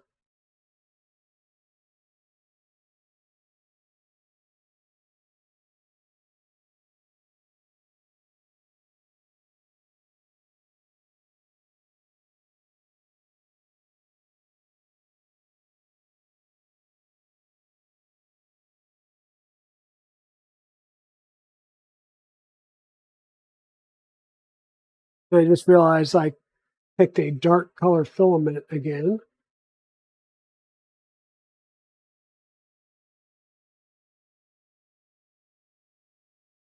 Bring you guys over so you can see.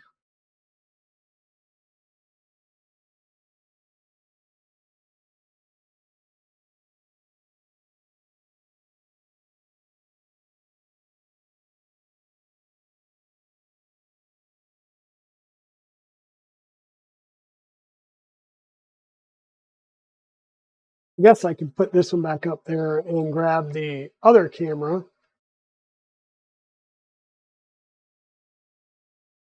Might just have to put it on a box.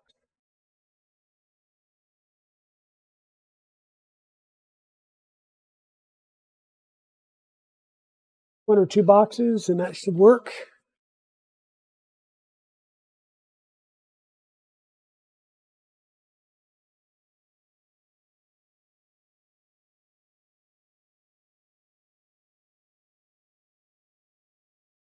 Do that, turn this on. Nice and close.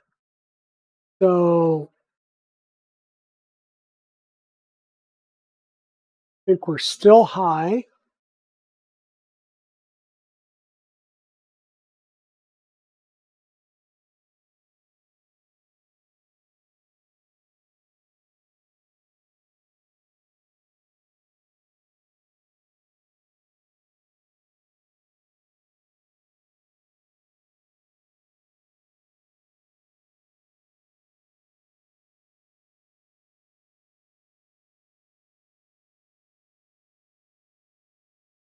You guys see?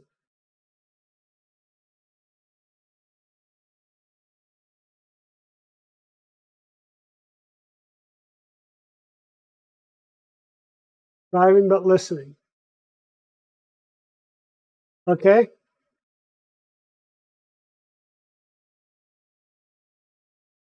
I think we're starting to get a little bit better.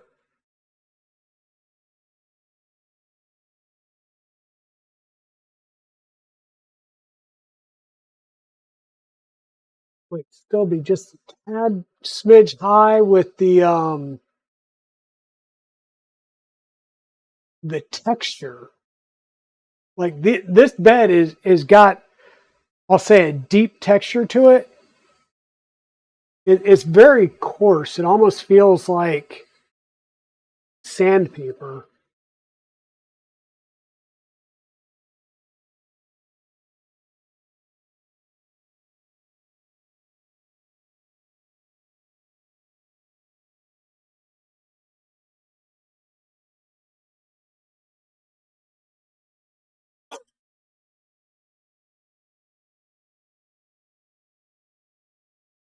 What's other people working on? Anybody else got any cool projects that they're working on?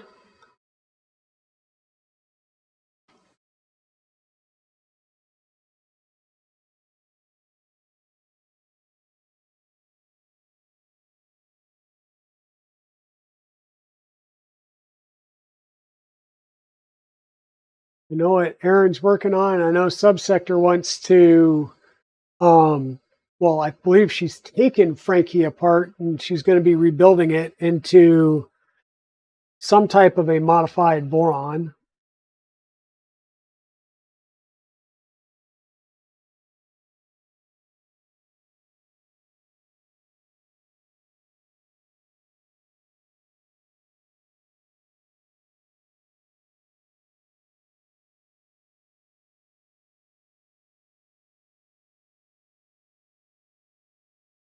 Okay. So here's what I want to do is I think we're getting a good first layer. I believe we're close, but I want to run downstairs real fast and wash this plate. You just finished installing side cooling fans and Zoll on your Trident. Oh, nice. So you've got the side static flow fans. Doing grid fitting in your kitchen. Is that for like your kitchen drawers and stuff like that, or what specifically for your kitchen subsector? Hey, Futang Cran, thank you for the follow. Welcome on in. Your printer broke today? Oh no, what kind of printer do you have, Futang?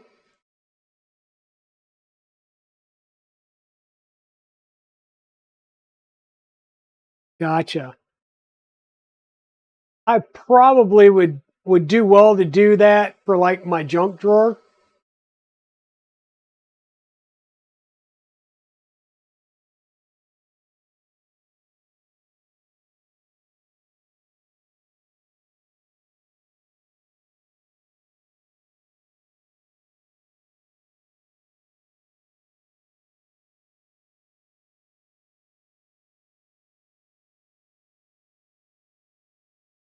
Gotcha, Kit Skyfire. Sidewinder X2. Bearing in the stepper motor for the extruder cooked. Oof. Yeah, and I don't know if those are special size. I know that was the issue that I had with a Focus was the extruder motor on a Focus that I bought was dead on arrival, and I wound up having to wait for a new one to be shipped from Dora in China because the shroud went over the motor and the tool head board. So I couldn't throw another tool head board or a different motor on there that was thicker because then the tool head board wouldn't line up and you couldn't put the fan shroud on. So it was kind of a pain in the butt. So we wound up having to wait. Yeah.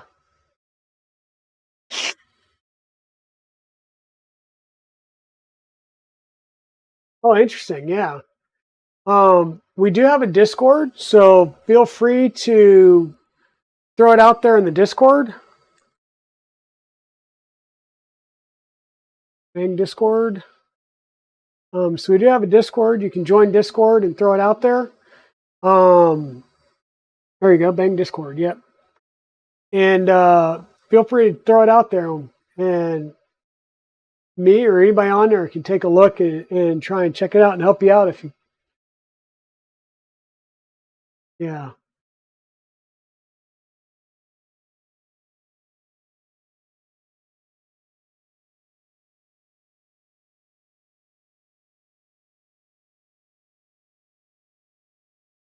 Okay. Yeah, it's got fire. I'm trying to remember. I think I got the um I think I got the Manta uh easy board when I did the Core XY, the Ender 3 Core XY upgrade. Or maybe it was the E3 Easy board.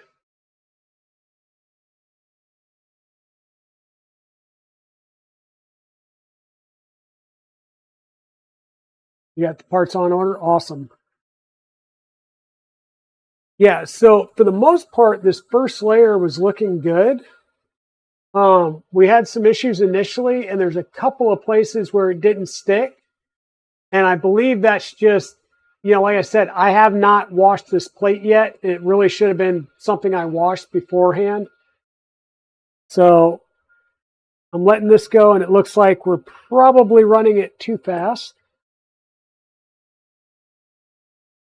So let's take that down a bit.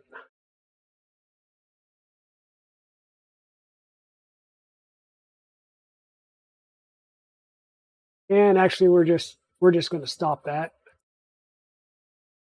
before we cause too many issues.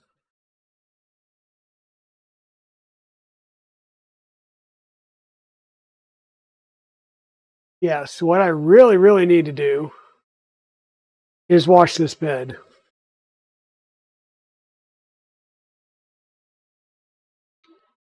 So if you guys can play nice during this ad break, I'm going to run downstairs real fast and wash this bed.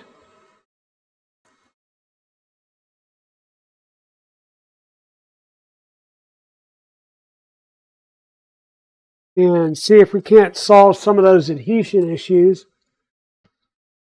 I'll be right back.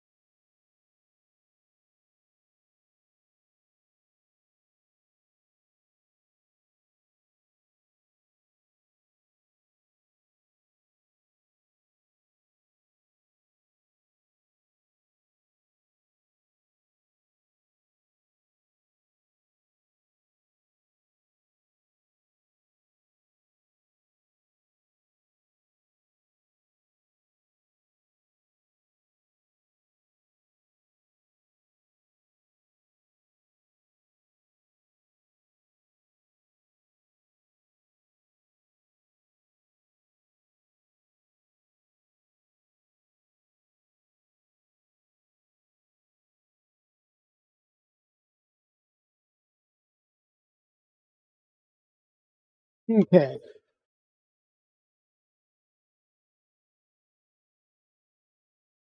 Get the plate nice and washed off.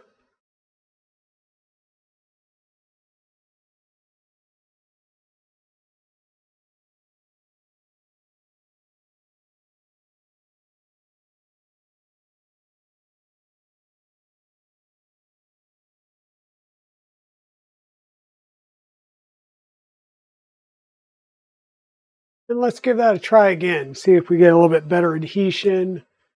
Oops. Dang it. That should be good with RZ offset. Reset.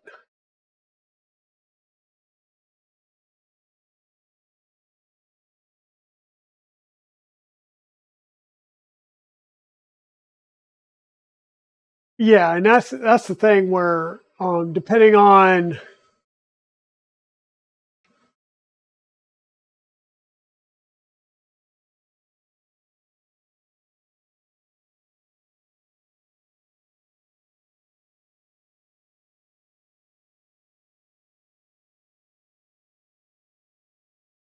oh, thanks, Subsector. Yeah, I mean, we're pushing plastic. Right now, it's just a matter of getting the first layer laying down right. And I'm probably going to have to slow the speed down because, once again, I do have a hardened steel nozzle in it. So we'll have to be cognizant of that.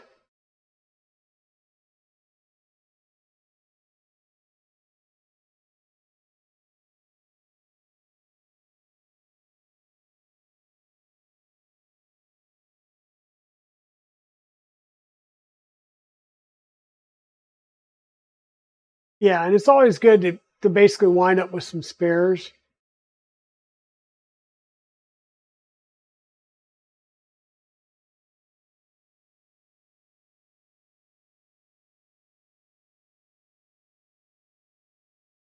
Well, hey, if you feel like a nap, go take a nap, Kit Skyfire.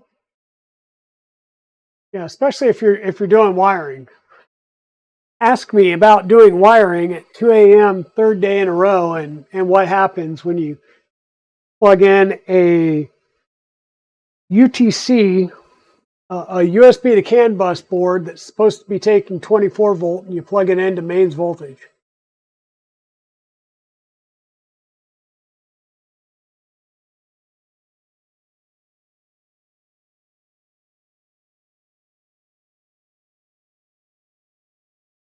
Yeah, so let's take a look at Discord.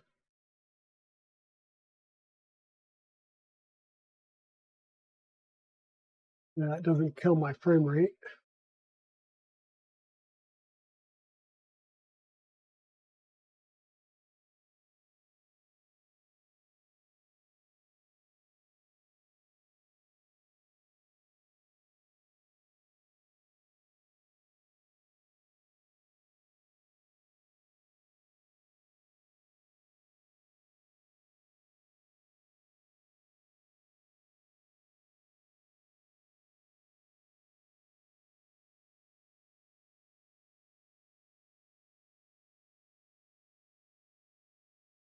Ooh.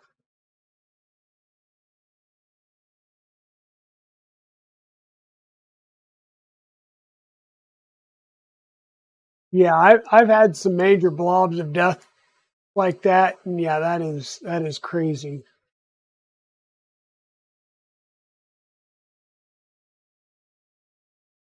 Let's see, where's the there we go. So you could sometimes heat that up and scrape most of that off, use a wire brush, but yeah, you're pretty much at that point. The wires are toast. Your goal is to get the heat block clean enough you can get the heater and thermistor wires out to replace. But that was heated and scraped. Oh wow, yeah. Yeah, I know sometimes there's ways, like if it was ABS, you could soak it in acetone to get it off. But that doesn't work with PLA. And yeah, there's been a couple of times where I've just thrown it because it was easier. I've had a Dragon High Flow and a Dragon BMO, the Dragonfly, that the heat breaks were so blocked. I just swapped out and put in a new heat break in it. It was easier to do that than try and fix it. And I just bought new heat breaks to do it a second time and decided to try a new technique. and got them cleaned out. So they should be good. But you just got to be careful on some of them, you know, whether or not the cooling is good enough for them. And if you're trying to run them too hot, too fast with, yeah, chemicals dissolved PLA are not good for you. That's very true. Acetone is not good for you either. Should be using that outside with a proper ventilation.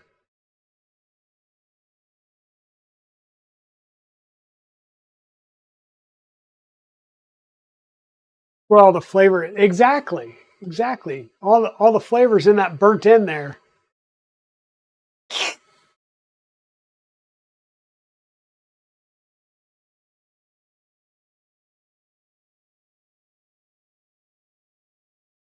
Right up there in the chat was the Stream Elements link for KB3D store. I am sponsored by KB3D.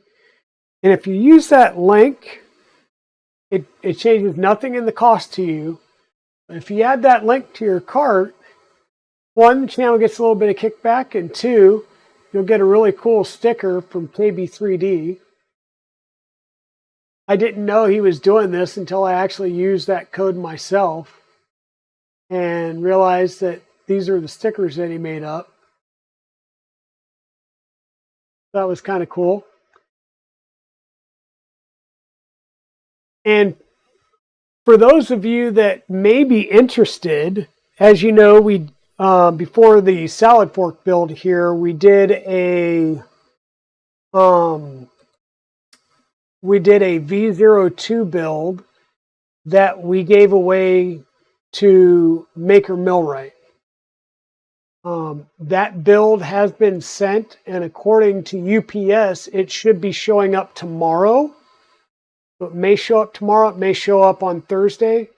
But just be aware, I believe he is going to unbox that on stream.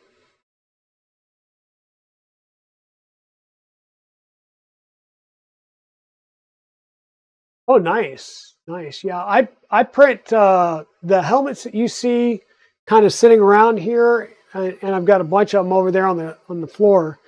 Primarily have been printed on my Ender 5 Plus. It's a 370 by 370 by 420 build volume. And it was converted to a 0G Mercury. So it's full core XY on the top with triple lead screw like you see here. Just not the Trident. It uses a different system. It's their Hydra system. But yeah, that thing prints beautifully.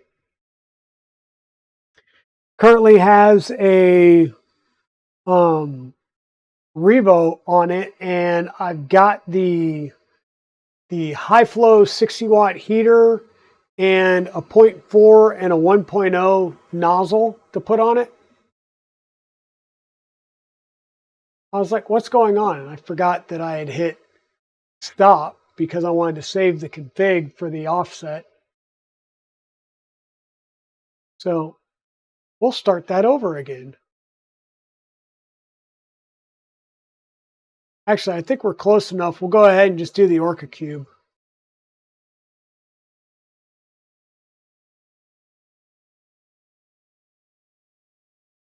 I know Zombie wants me to do a Swatch truck, but we'll get there one day.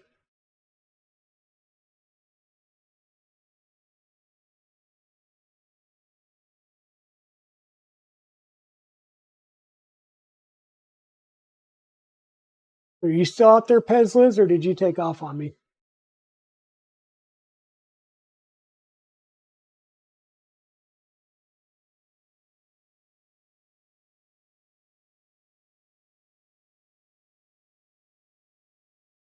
Now that's how Z and Zed went last night because I missed it. I had to go to bed early.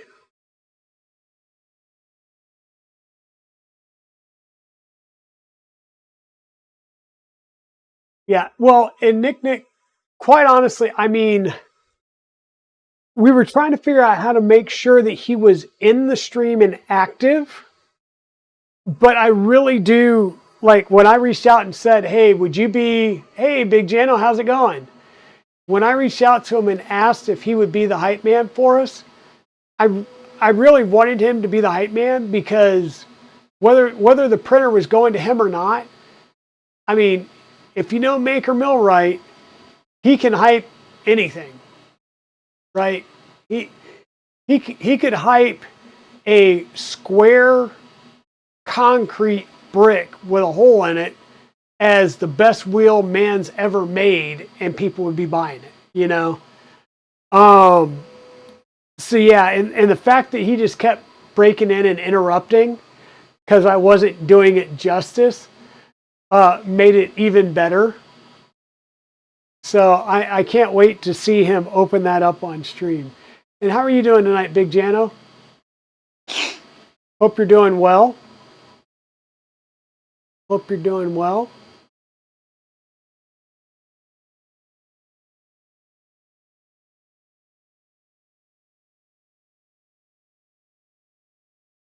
Good. So we are going through and doing our first plastic pushes on this brand new printer. This is a salad fork. I guess it would help if I went to the right windows so you saw the print and not. So this is a salad fork. This is basically a Voron Trident that's shrunken down and built with 1515 frame. Yeah, a spork. A spork. We demand a shrubbery.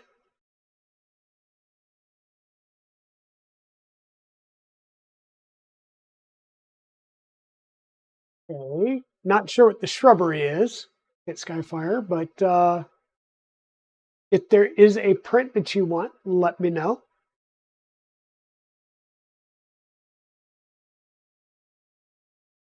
Or a shrewberry. Oh, wait.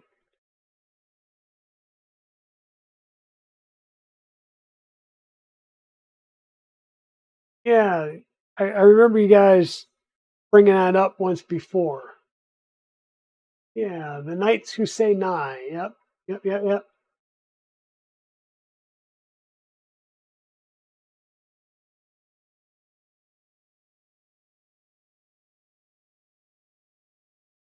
Yeah,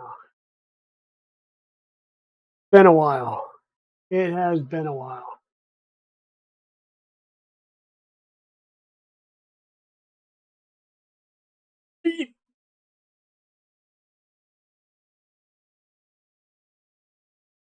Yeah, I got to remember to get off the stream earlier on Tuesdays and Thursdays so I can jump over to your stream, Big Jana.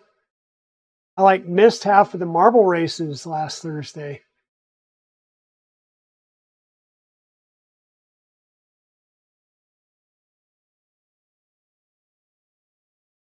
Yeah, I might have to go and see if I can't find and watch some old Monty Python stuff.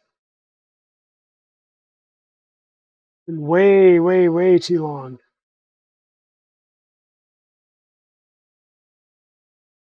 Squirrel is wandering a bit.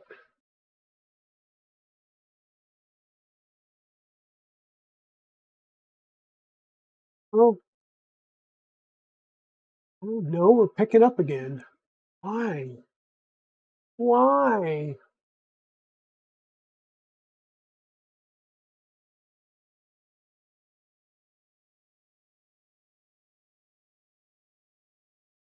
Can we recover?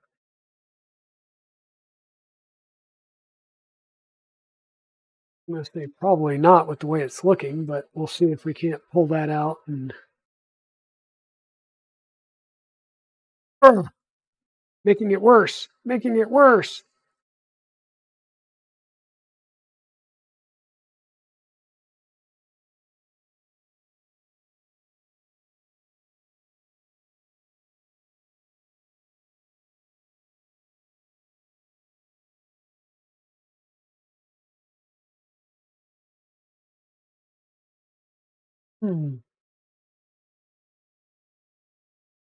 I dropped it down a bit more to see if we can get a little bit better squish.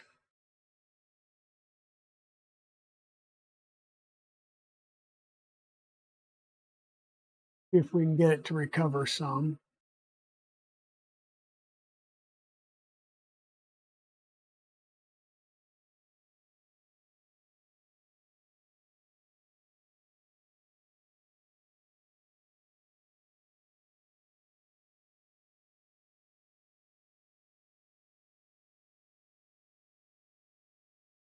And that might have done it.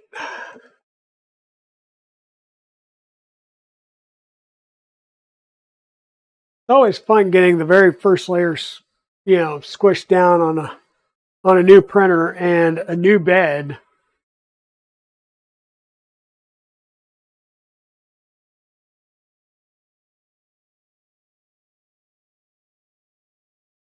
I should probably take it off of speed mode, huh?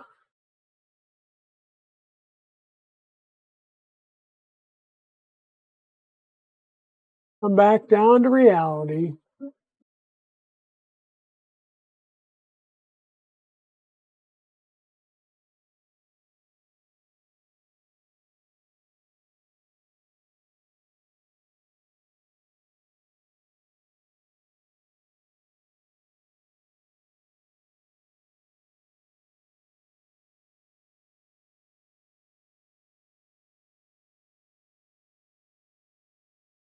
I love how non-instantaneous the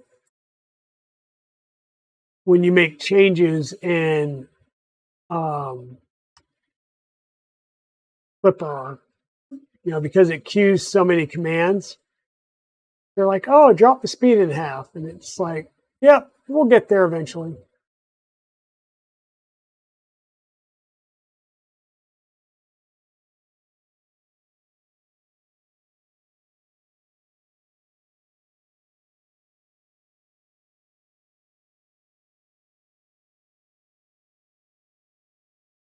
We'll let it go and see how it rolls.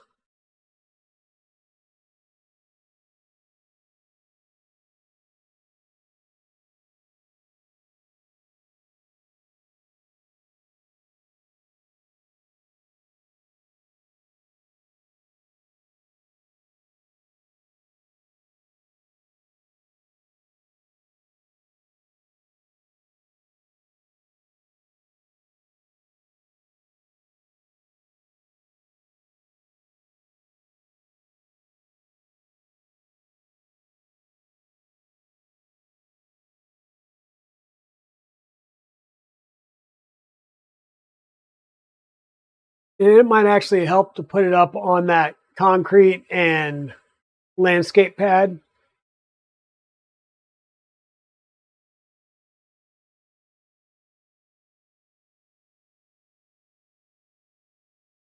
Um, yeah, they've talked about the CB2 coming out. I'm expecting them to release the CB2 probably at Smurf. And we've also got the what I believe is going to be the Kraken. That'll most likely be a board for, I don't know, let's see, there's a giant Voron printer. Do we think it's going to be the release of the Voron 24, which started showing up this year at Murph? I have a feeling that it's V24, so a 600 by 600 type build. Thanks, Janet. Yeah, it looks like it's going. And this is, I turned the speed down to 50%, and we're still hitting 100 millimeters a second at some parts, like the infill. And this is a, whatchamacallit, a Fadus XG, or excuse me, the Fadus Drop Effect XG hot end. So, yeah, this is the first time I've used this hot end, and it's pretty cool. What I do with the box. It seemed pretty cool.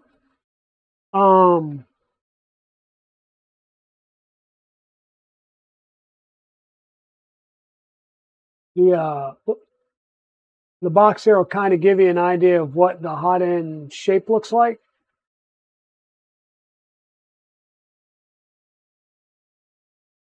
So pretty small, compact little hot end.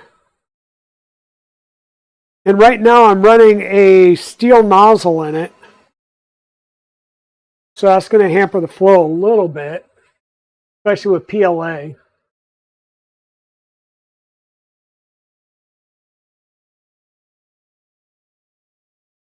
How long before they release the one with the working Wi-Fi? I don't know. I haven't had any issues with the CB1 modules that I've been using. So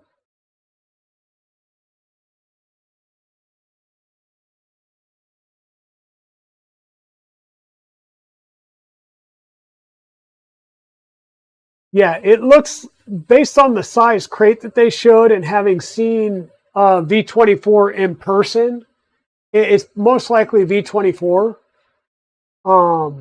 And I don't know if they're auctioning it off. If they are, that would be badass. But trying to ship that to somebody would be hell.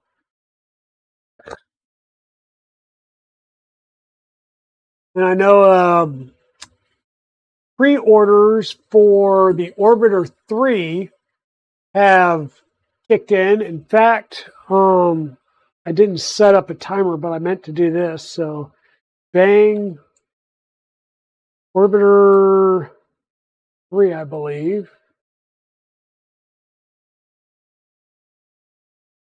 Apparently not.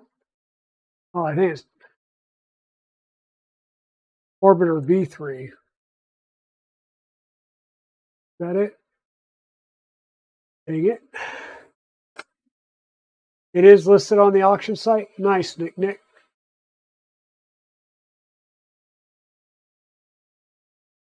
Uh-oh. What did I make that?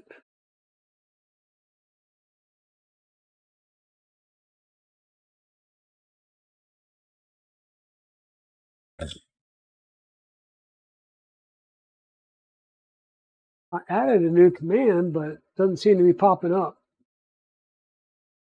Either that or I don't have the right command, so.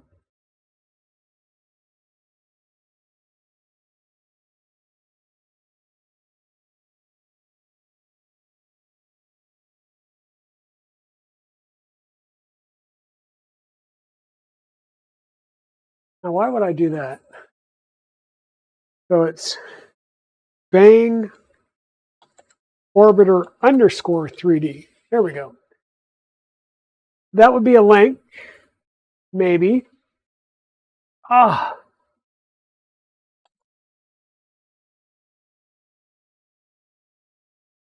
It's pretty bad when you can't even type in your own commands.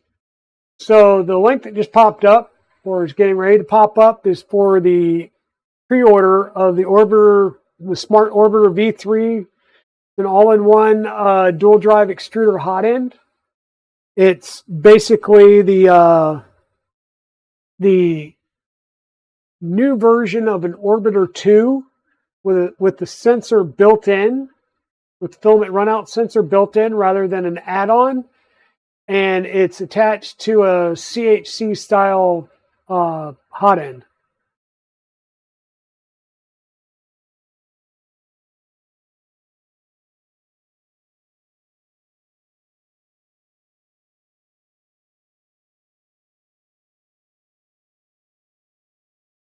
So pre-order, it's $90, which isn't that bad, considering you get the actual extruder and the hot end all in one. It is a V3 ceramic hot end, bimetallic heat break.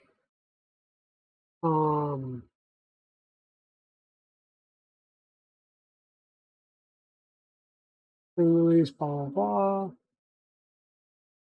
It is set up very nice for TPU because it does have a very constrained filament path, just like the Orbiter is.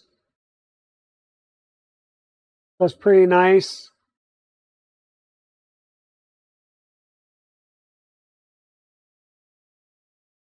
I saw it in person at Earth, and I wanted to get my hands on one and couldn't, so got a couple on pre-order now. Imagine that.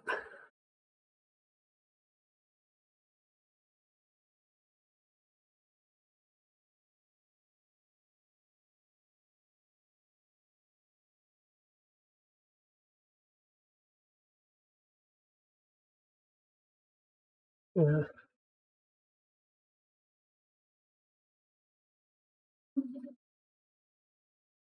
We're going to need to work on definitely input shaping and some pressure advance settings. Right now, we are definitely pushing plastic.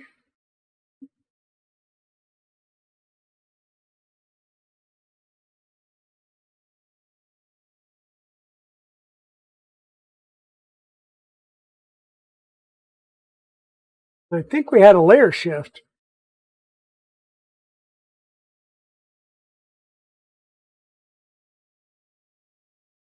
And I will say that we did have a layer shift.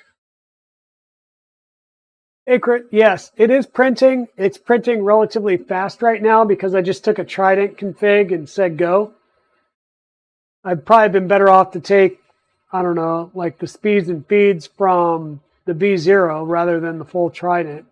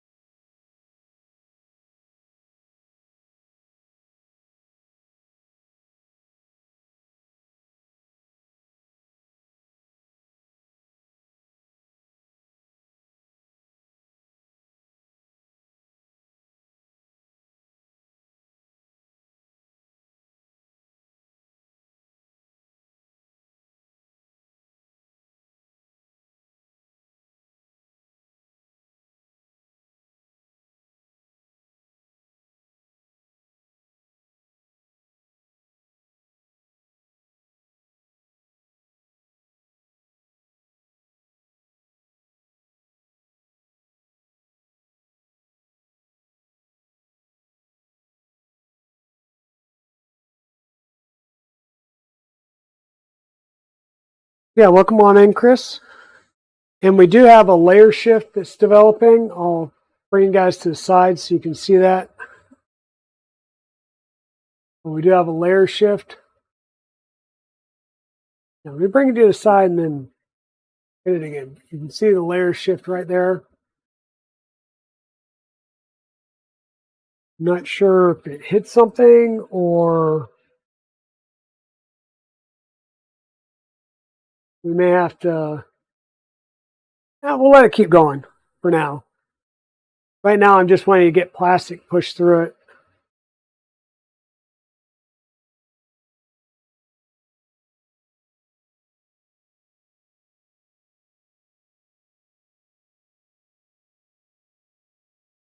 But yeah, we're definitely fast and aggressive.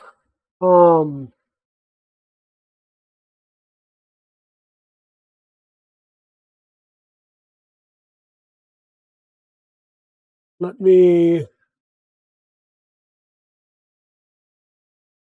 turn on baby blue in the background so I can take a look and just see kind of what I've got that one set at as far as some of its speeds and such.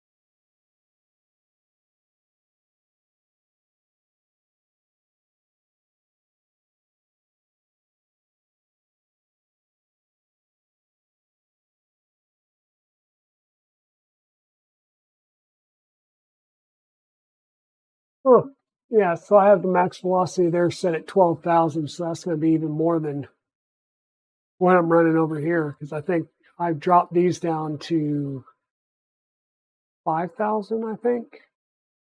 Yeah, 5,000 and 1,000 for starts. So, oh, you were washing dishes.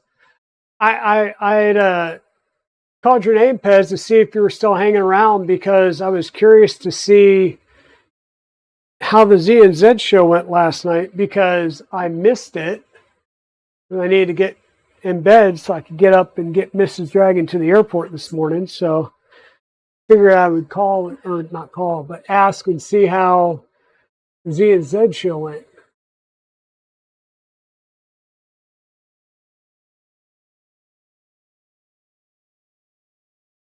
Yes, we are definitely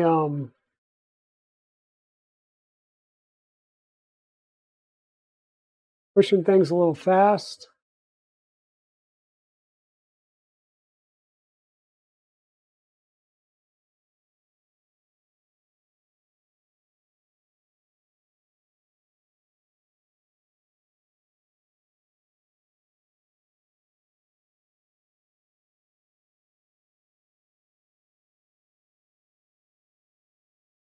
I had a lot of laughs attempting to shoot a 1-minute video. Okay.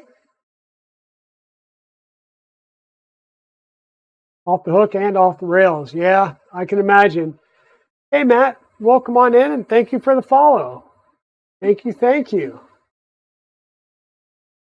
So since there's a few people here, I still have not seen Solar 3DP come in. But while we're printing, and yes, Chris, we were talking about the pre-order of the LDO Motors Smart Orbiter V3 toolhead.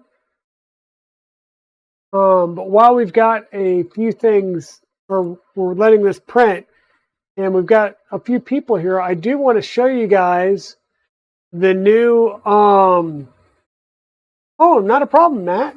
Definitely. I wanted to show you guys the new starting screen that Solar 3DP sent me.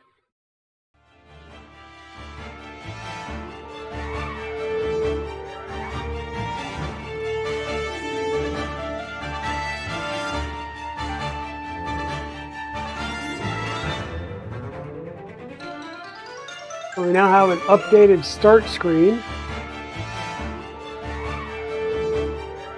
Thanks to Solar.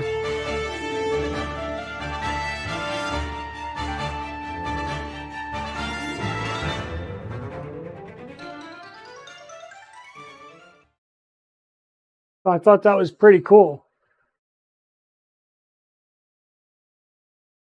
Yeah.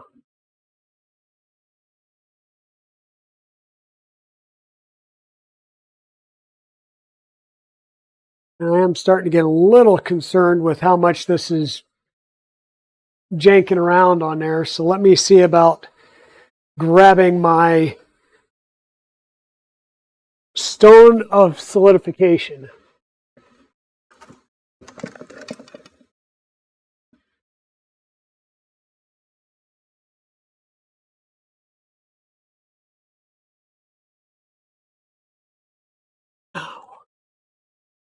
Once again, this is a rubber landscaping tile with a concrete landscaping tile and then another rubber landscaping tile. So in essence, this becomes 3 layers of both structure and dampening.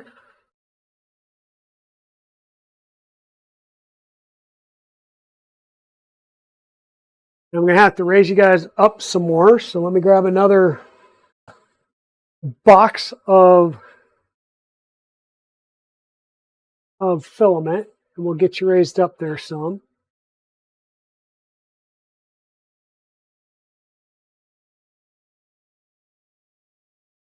And we'll see if that reduces it a little bit. The panels will make it a little bit more rigid. And the one thing the downside that I hate with the smaller printers is you need smaller feet. So you've got really small contact areas on some of these small printers. So when they start really flipping around at speed, which they can do, they just tend to walk.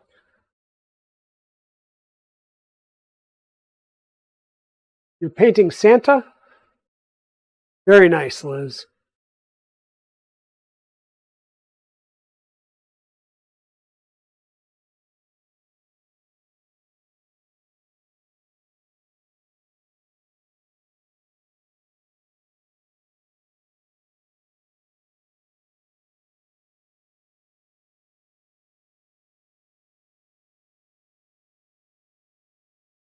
Print some Nikes.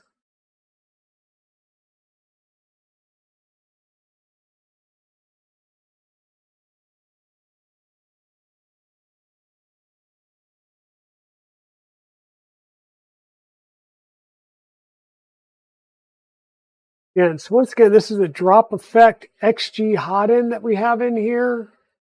Let me actually pull up the specs on that.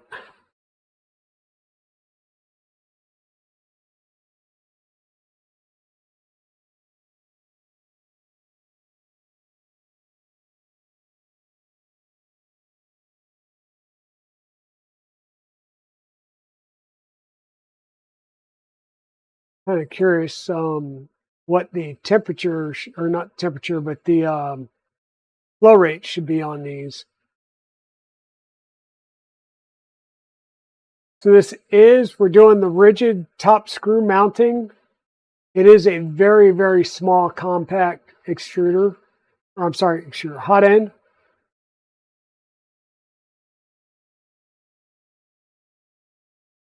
Gotcha. Gotcha, Ramon line. Yes, Nikes. I'll have to figure something out. I think also getting a deck panel, because that's something I'll have to CAD up, because there's no deck panel for the salad fork in the DXF files. So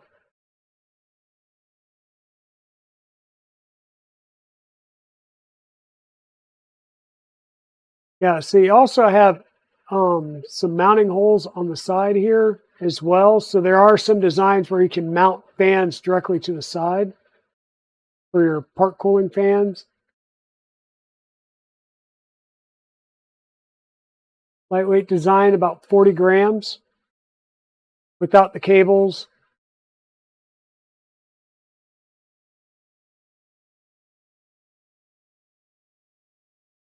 Copper cooling fins, titanium heat break, the titanium support that everything screws into.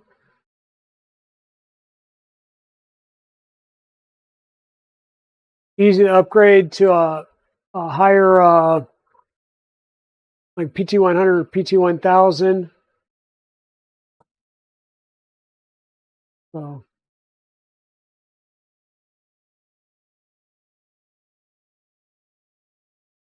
it does get hot quick.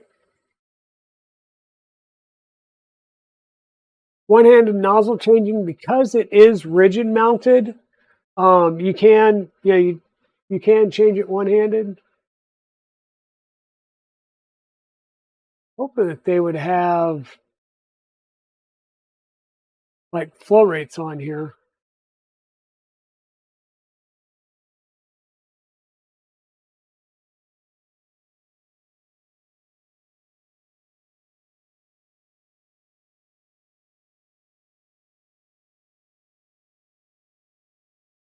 Hey, fish swimming, how are you doing? They're deck DX. So deck panel, yes. I'm talking about the complete bottom panel that encloses the electronics.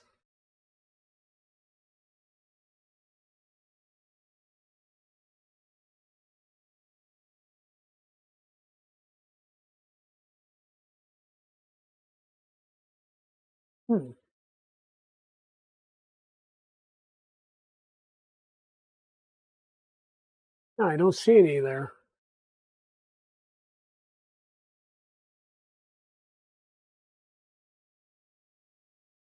Well, that stinks.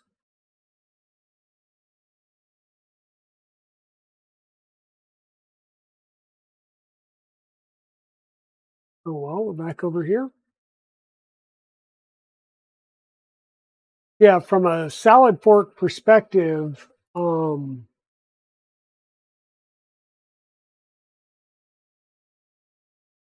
Import.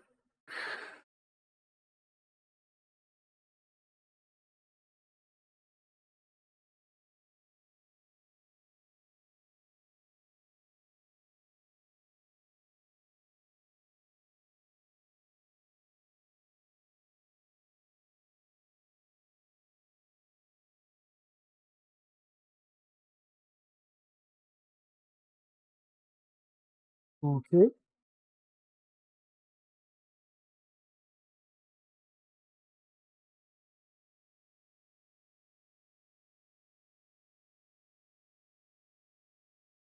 Well, that's interesting.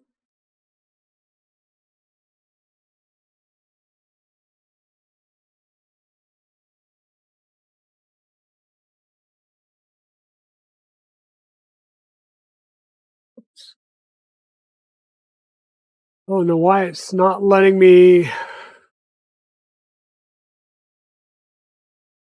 see the DXF files.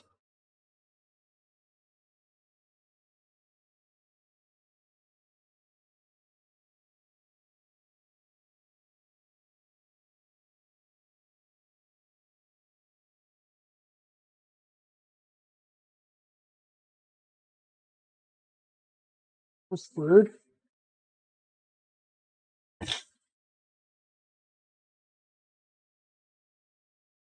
But yeah, we looked at those because I had KB3D Chris cut the panels for me.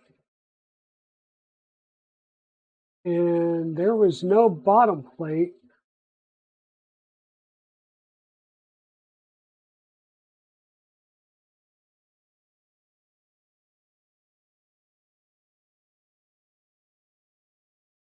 Yeah, there's back, deck, front, side, and top, but there's no, there isn't one for underneath the bottom of the printer altogether.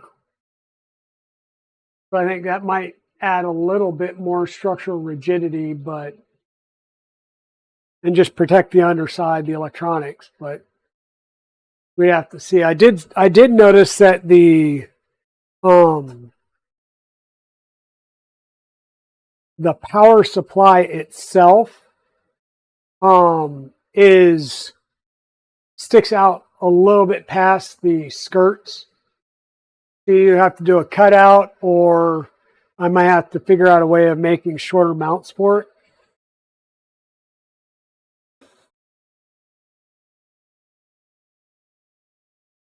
All right, and we are definitely skipping steps.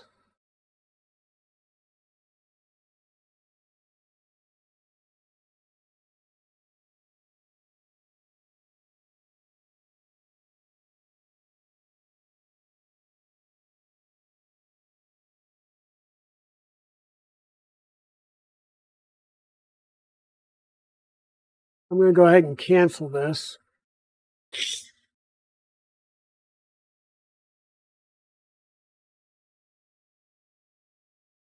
Well, let's bring this forward. And you can see we're definitely skipping steps and printing at an angle because of it.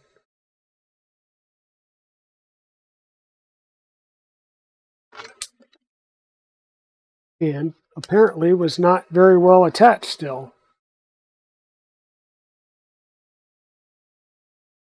I didn't see it moving, but we were definitely not well attached.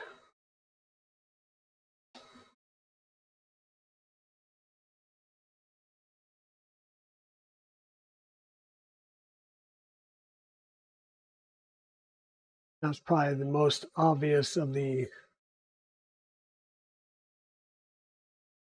missing steps every few layers.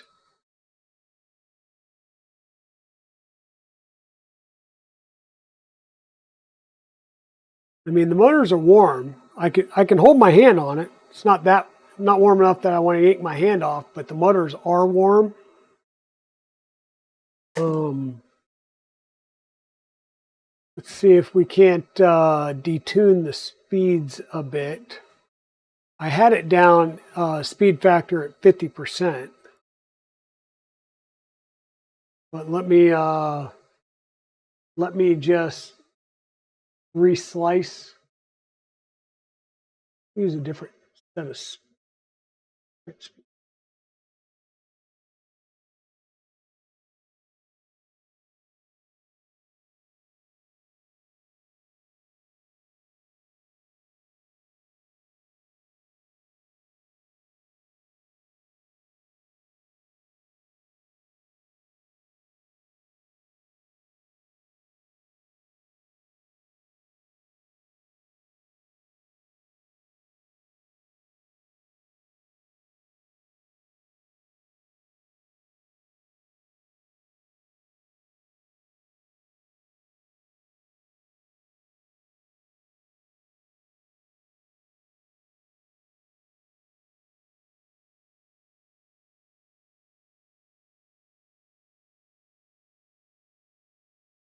Hey, Daddy Wazzy, how's it going?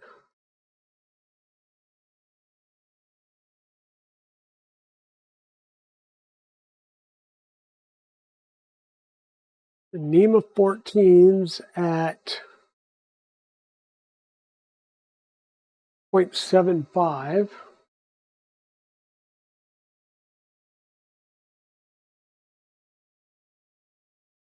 Drop that just down to 0.7.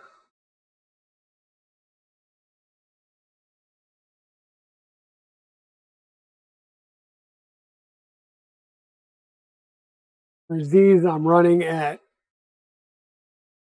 half. Let's drop these down to 6.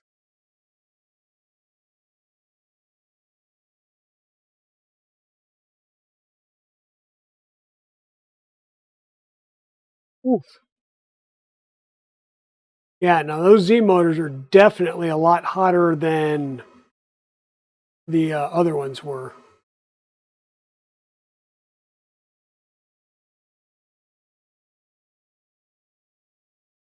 You may need to take a quick look at that. Let me take a gander real fast at the salad fork config files.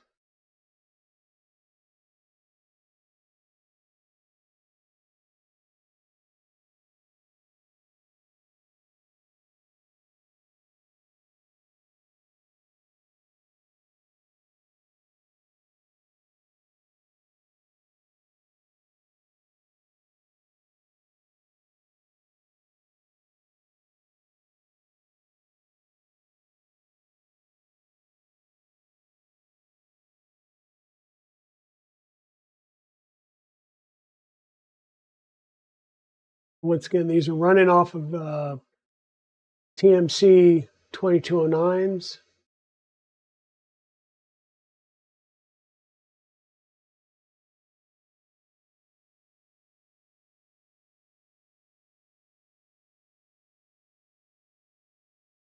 Now, they had them all listed as a half amp, and we're half amp on the Z's, but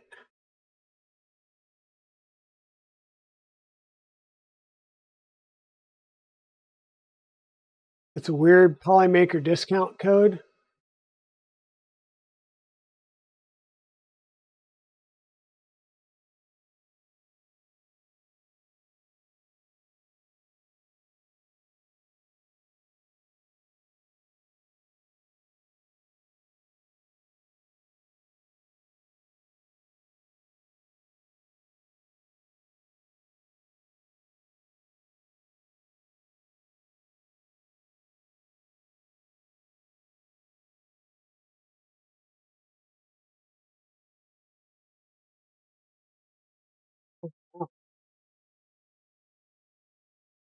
Let's try this. X and Y. They listed at 5. They're not listing a hold current, so we'll go ahead and turn those off.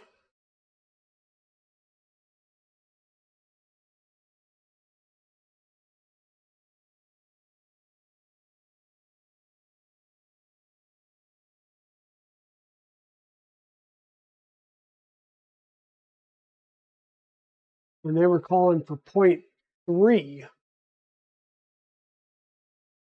no, 0.37 for the Z motors. Once again, no hold current in the stock config, so we'll take the hold current off.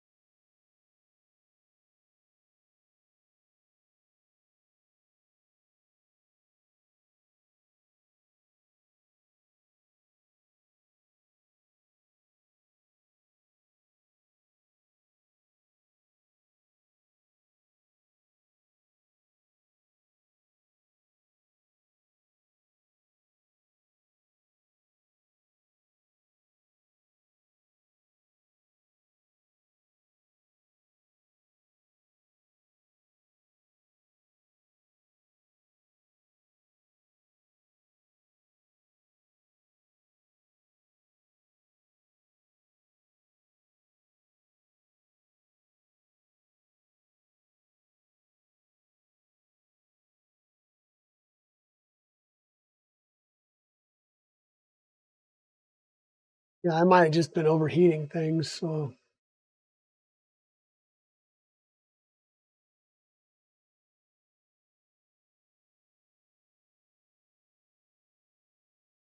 Might have just been overheating things. So let's slow some things down or drop the currents.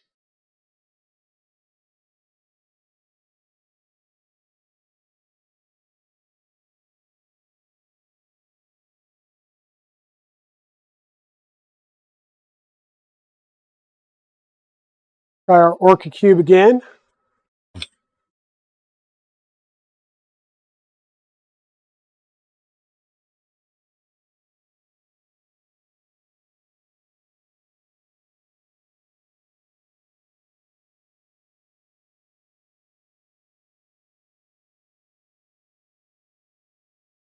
Okay.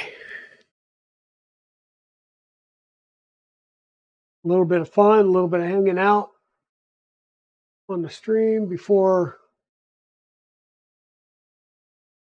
I'm down for a couple of days. So appreciate everybody coming in and hanging out and just chilling with us tonight. We've got another successful build. Now it's just playing around with settings and doing tuning, but everything's moving in the right direction, which is always good. I'll get the panels on it. I'll get the PTFE tube run nicely. We'll need to get the controller fans installed. I'll need to print and install a Nevermore or a bento box or some type of a filtration system.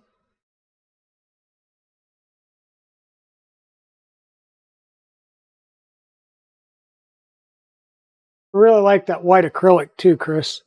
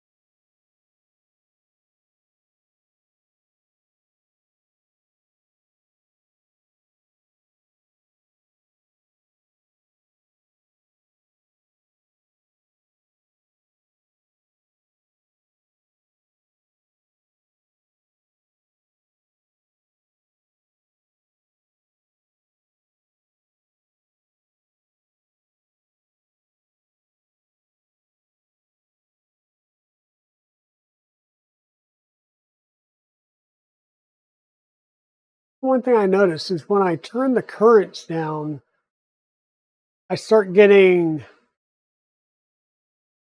I'll say, I guess, more fluctuation in the boop results. If I turn the current up, then I start getting loss of steps.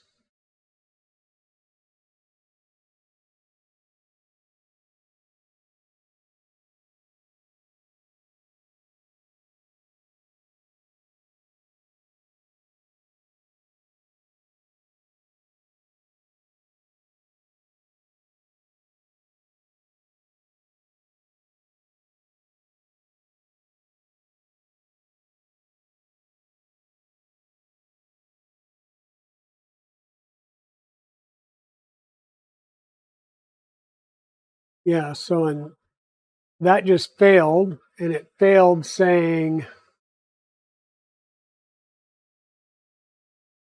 probe point range is increasing, so it's getting worse because I think it's like moving.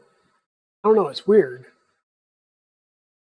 So we lowered the current and our probing got worse. If I come in here and raise the current, we'll go back up to 6 for the X and Y.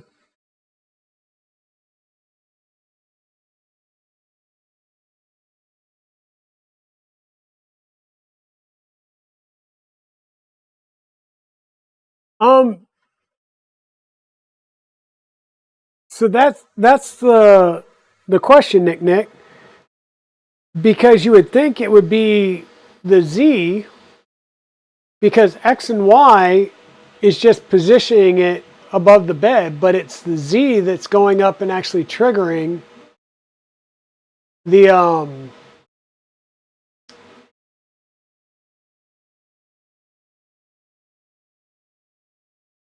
and I can tell you that when I had the Z motors there, I mean, the Z motors are,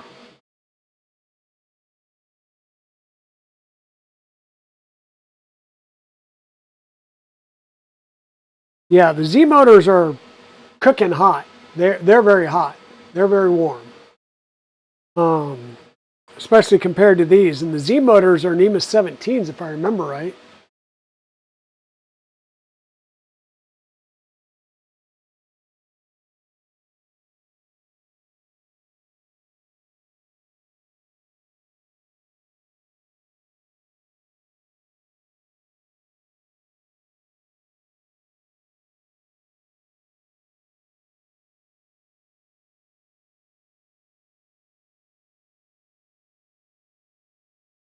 We got them set to 32 microsteps as well.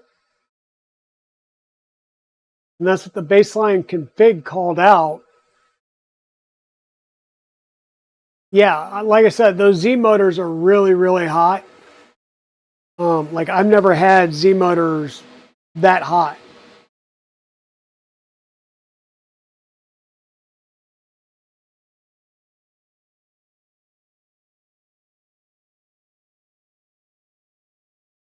But I mean, I've got the current down to 0.37.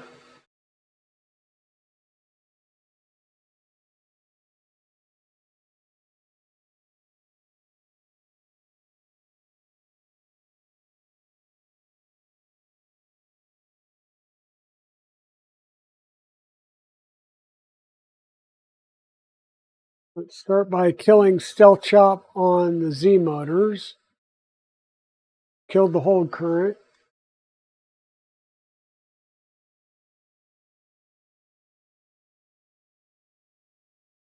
It is doing nozzle probing. It's called Boop, but it's basically Voron tap for the smaller head. So yeah, it's probing the nozzle.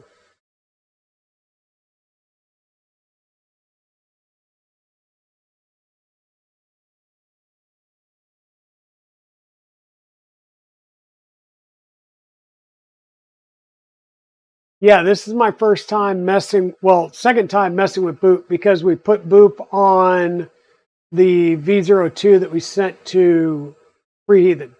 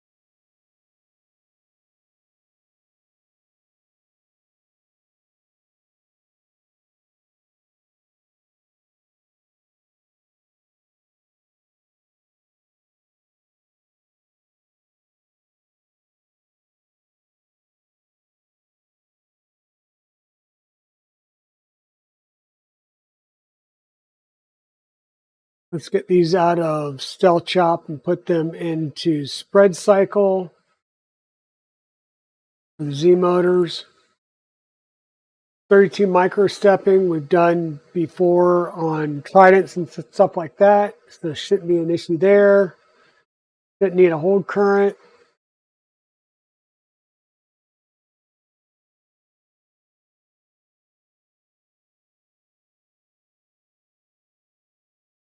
It did pass that time, but yeah, we'll change a couple of parameters and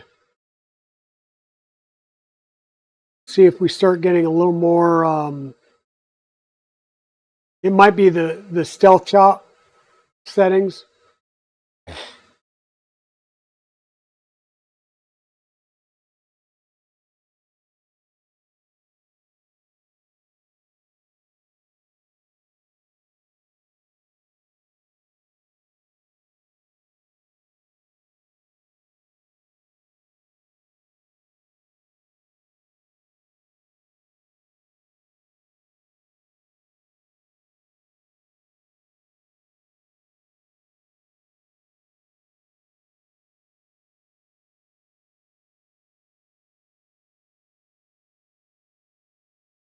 Yeah, so we were pushing plastic and it was pushing good. It was just we were getting layer shifts. And it looked to be fairly consistent about every, what do you guys think, about like 3 millimeters that we were seeing? Grab.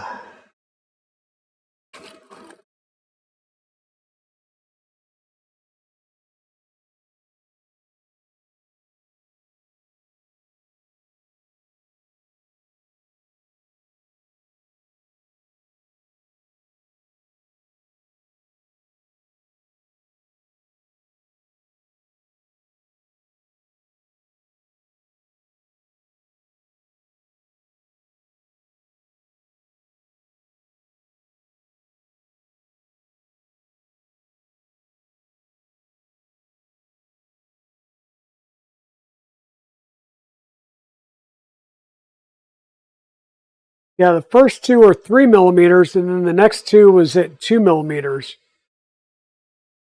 This is what we were. The bottom two was at 3 millimeters where we had the layer shift, and then the top two were about 2 millimeters. So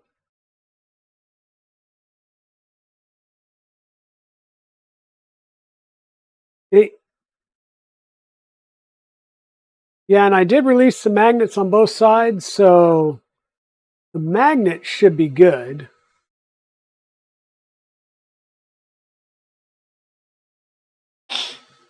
And once again, I'm using magnets on the, I'll say the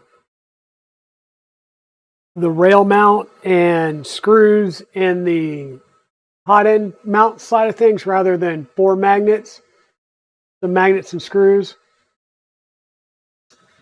So these are DHF branded motors. And that's the other thing. I'm going to have to go and look up those motors and see what the specs are. Because I don't know if they're just like rebranded LDOs or what. I don't remember getting documentation on the motors, but let me double check.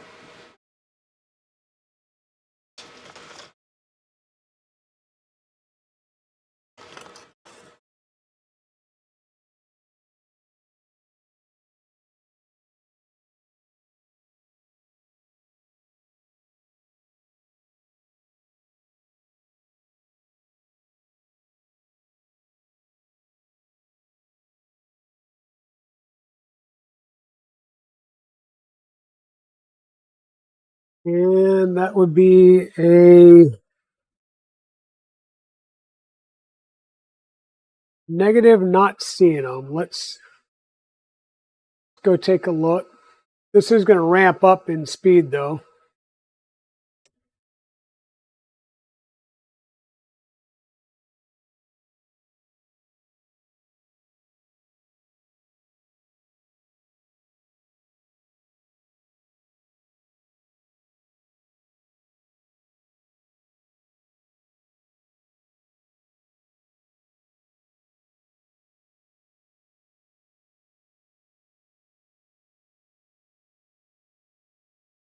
All right.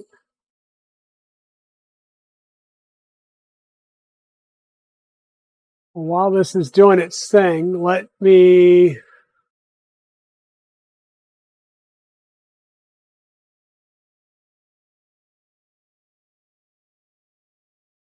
oh,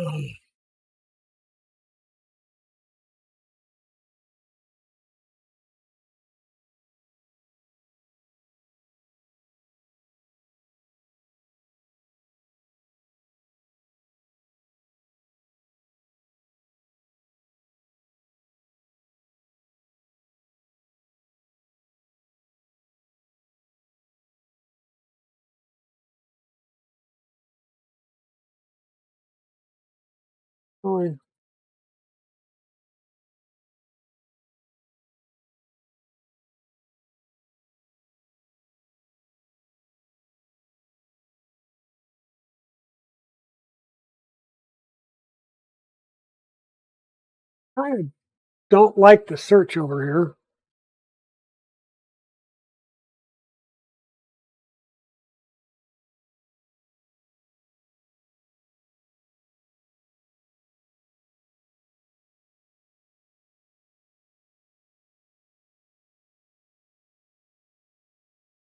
See if I can get in here and get other solid fork related things. Motors, there we go.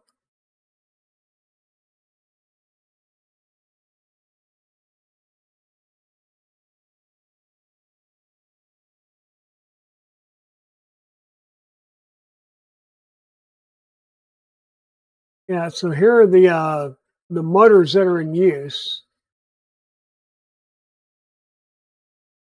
but I don't have the specs on them. I don't know what specific kind of motors they are.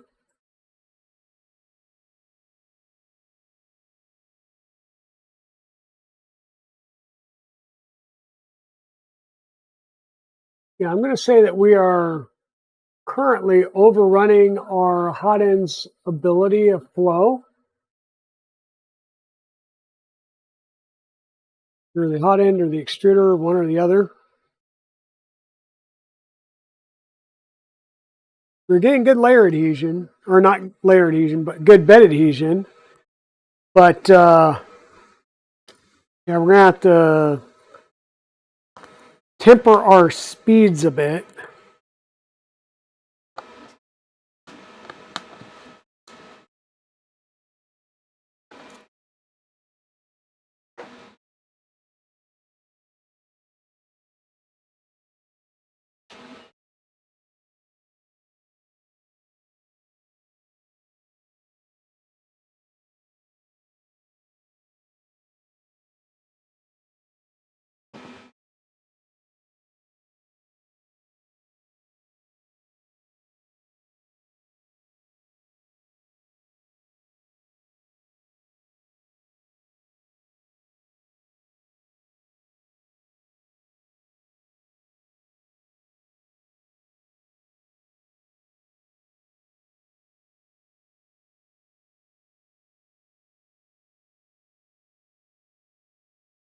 Yes, it does have the anti-squish thingamajig, but I also just dropped the current on those motors as well.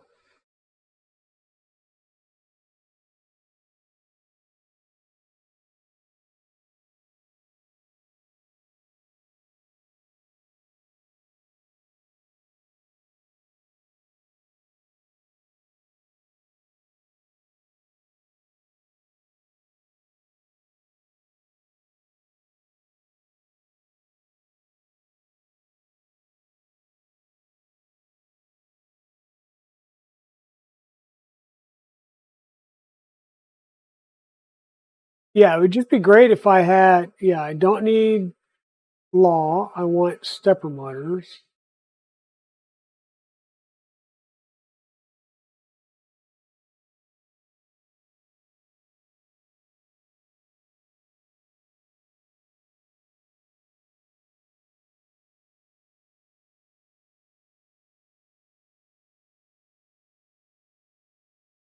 Oh yeah, we do have a lot of stepper wine now with drop in Steel chop and forcing spread cycle for the Z motors.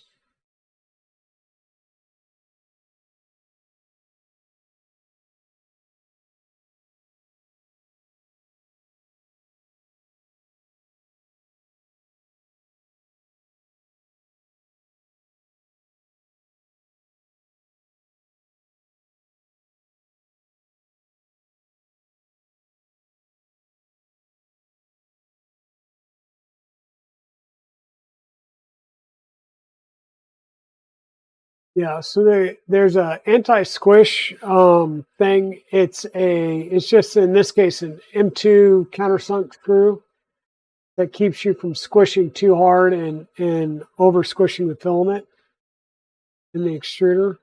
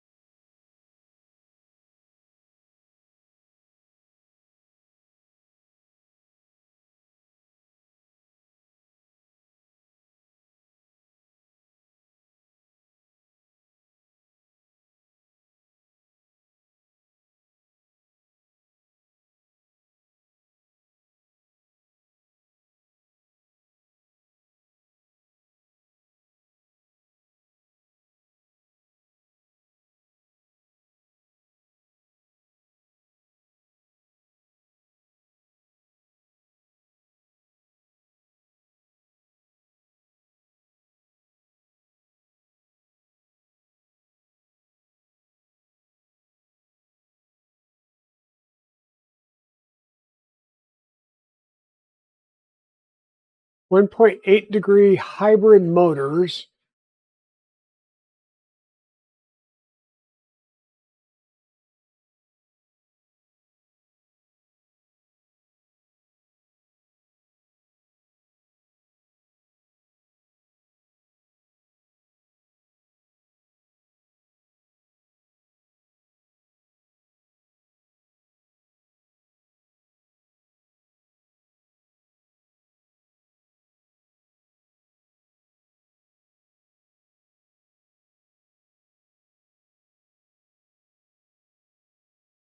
HSC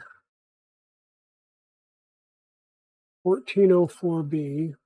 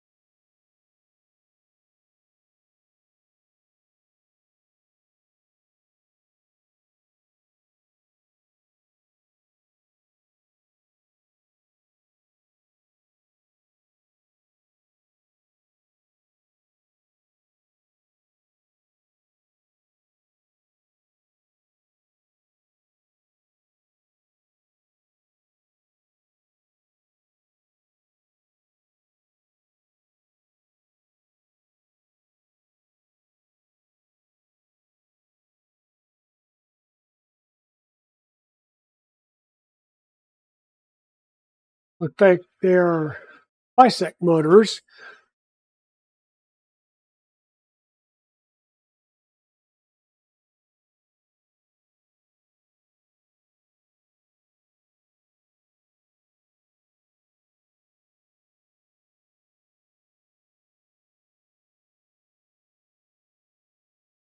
Are rated at 0.4 amp.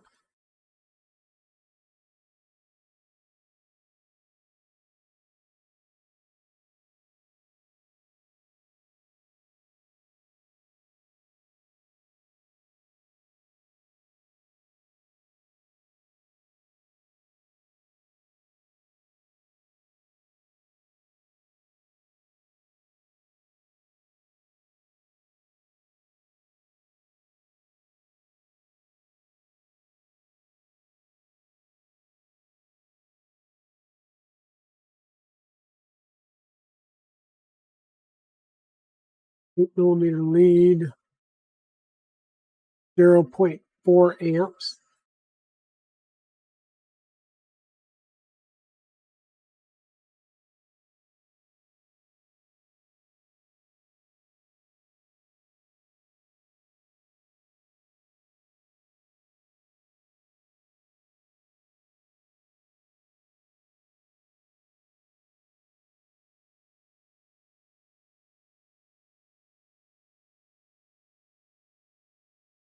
I don't know if you guys can hear this. Let me see if I can take off the...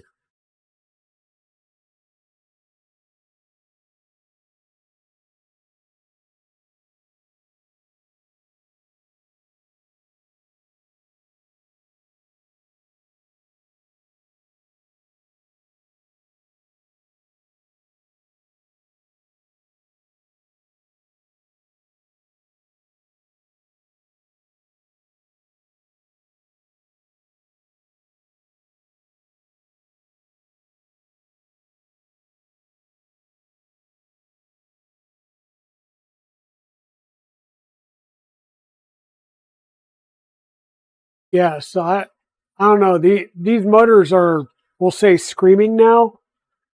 The stepper drivers.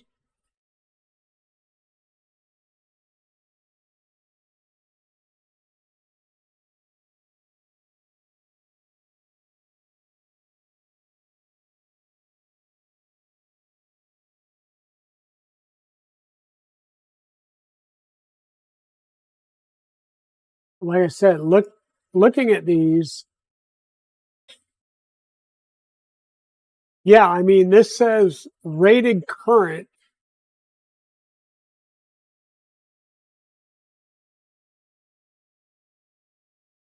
Yeah, hybrid stepper motor. Rated current is 0.4 amps.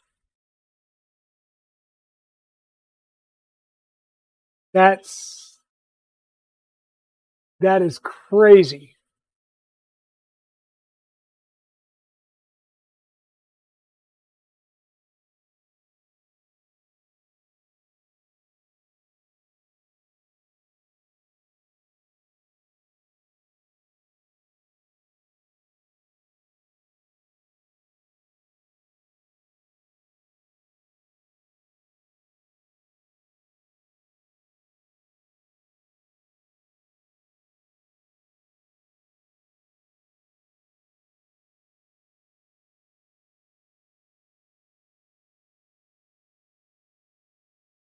We're going to drop those to 0.2.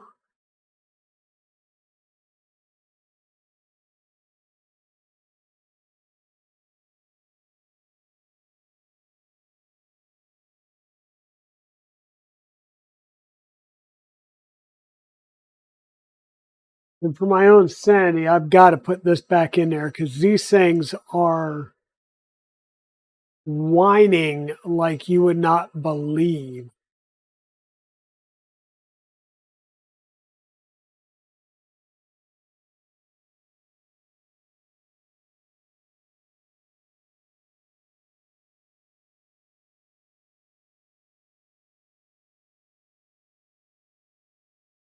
Now, let's take a look at the other ones.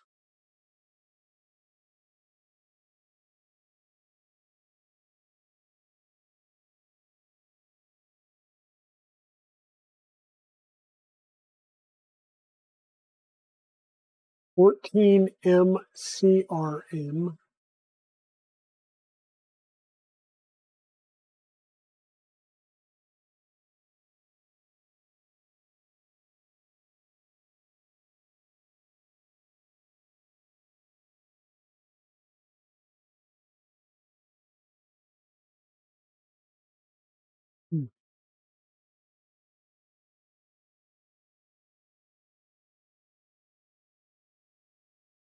I mean, these are definitely not that hot anymore, so I think we might be good there.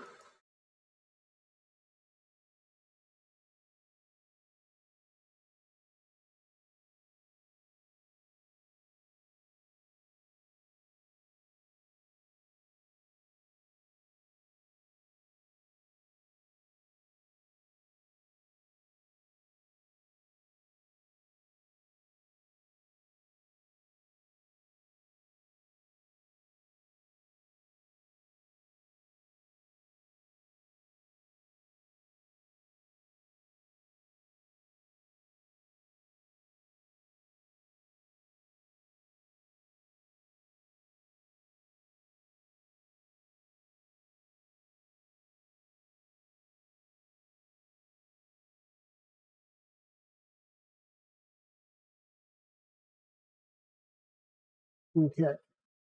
So we dropped those down to 0.2, and I went ahead and put the the 99999 back in there to force it into some spread cyclage, because it was, ooh, that was a high pitch whine.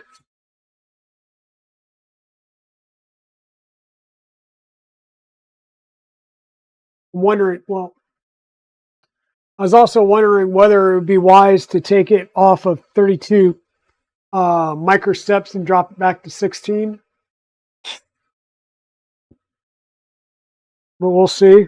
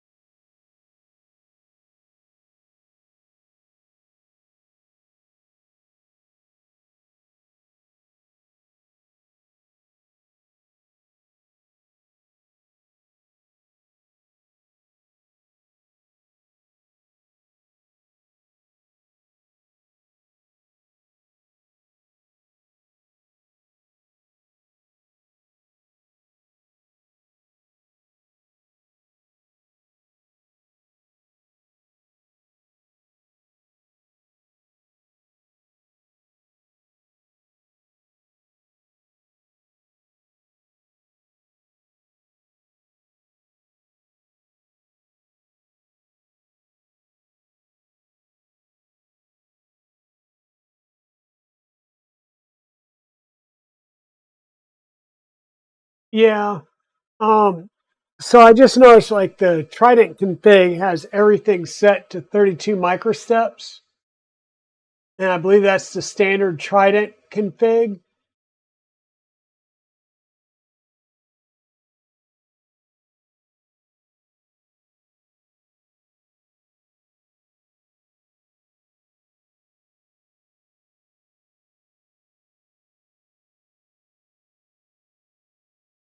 And then looking at my V0, it's all set to like 16.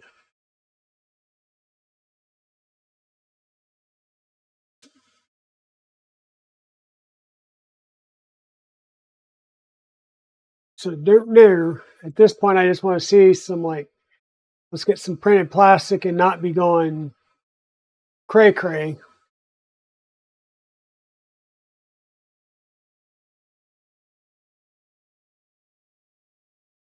Okay. Yeah, and I'm assuming if the Z's were FISEC, that the other ones most likely were FISEC as well, but I'm gonna have to double check the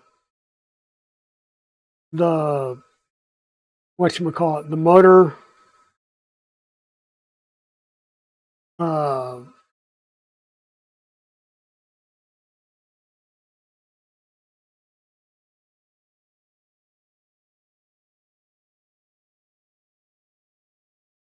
the motor numbers. Yeah. 14 MCRN 1848.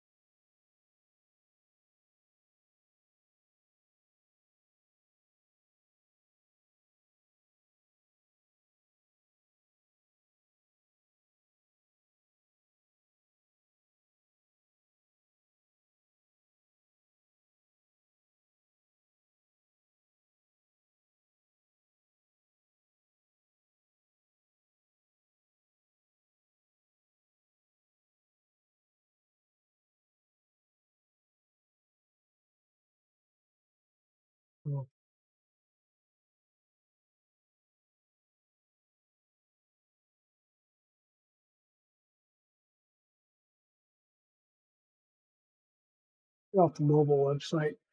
Hey, Mrs. Dragon, how are you doing? He's giving us the timer, telling me that it's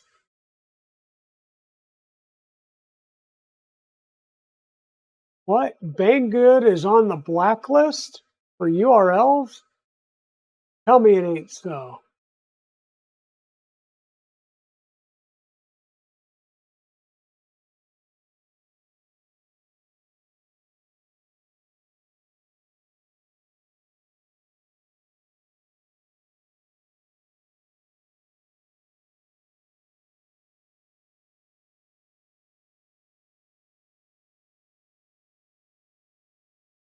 Yep.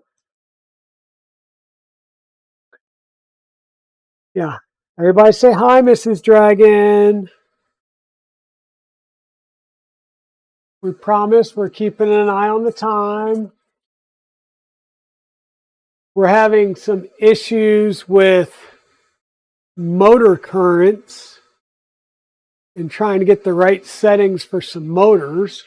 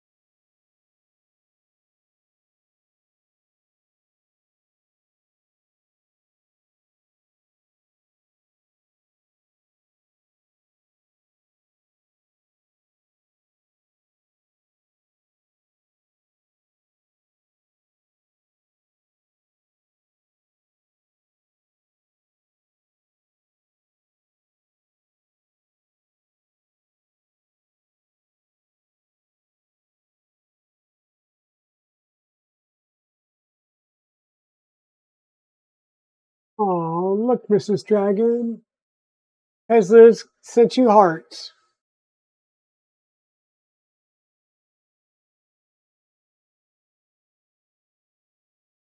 Well, that's awesome, Mrs. Dragon. I'm glad that you've been making some good connections out there already.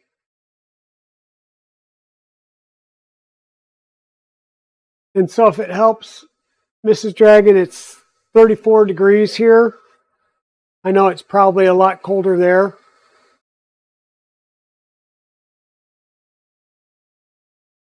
Up in good old Minneapolis.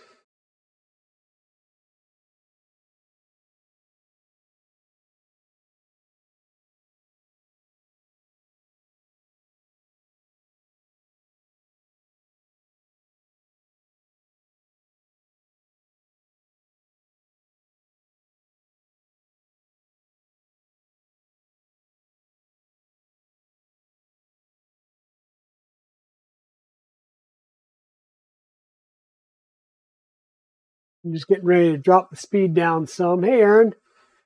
Oh, not much. So we were getting some serious layer shifts,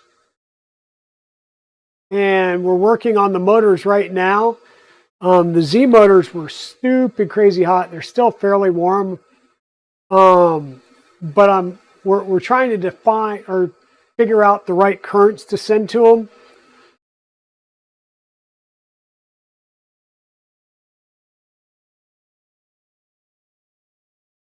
Yeah, we're definitely getting hot motors.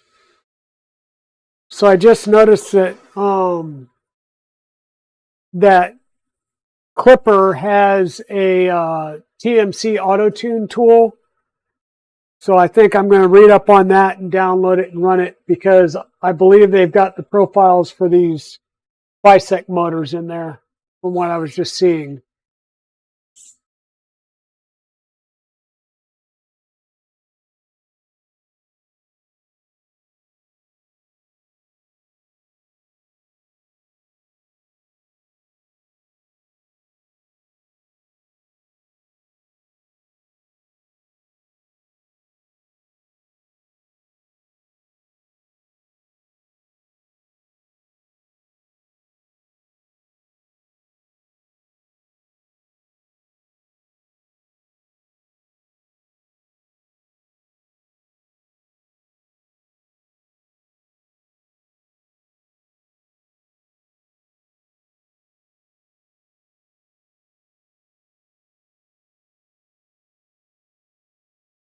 All right, and I did drop this down, or attempted to drop this down to a speed factor of 40.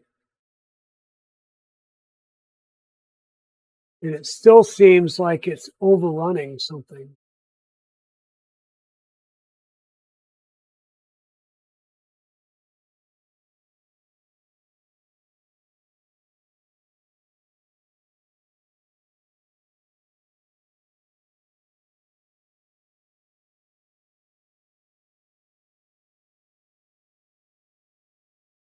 Okay, and folks, based on what I'm seeing, we're going to be running into some issues here. So I'm going to stop, let things cool down. I'm going to try and run those TMC scripts to see about getting this going because, yeah, I'm starting to see all kinds of extrusion issues again. So, yeah, I'm going to let me work on these motor currents. Yeah, I'm going to do that off stream. Mrs. Dragon came in to hold me to account and make sure that I get off stream on time tonight because I've got to get up early in the morning to have surgery. So with that said, let me take a quick look and see who is online. And I do see Creatix Brit is online.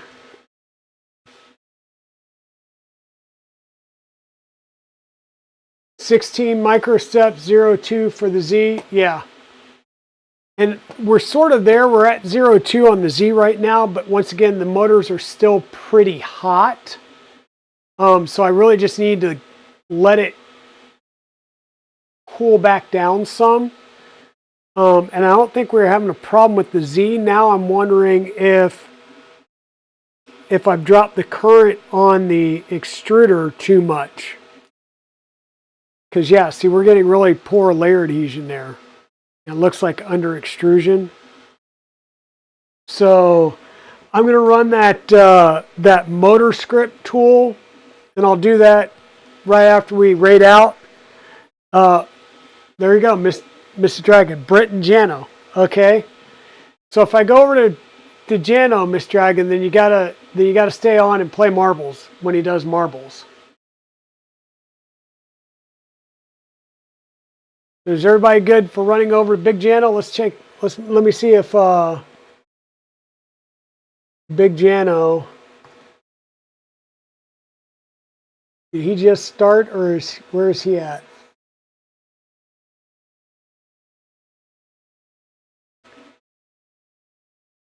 So it looks like he's oh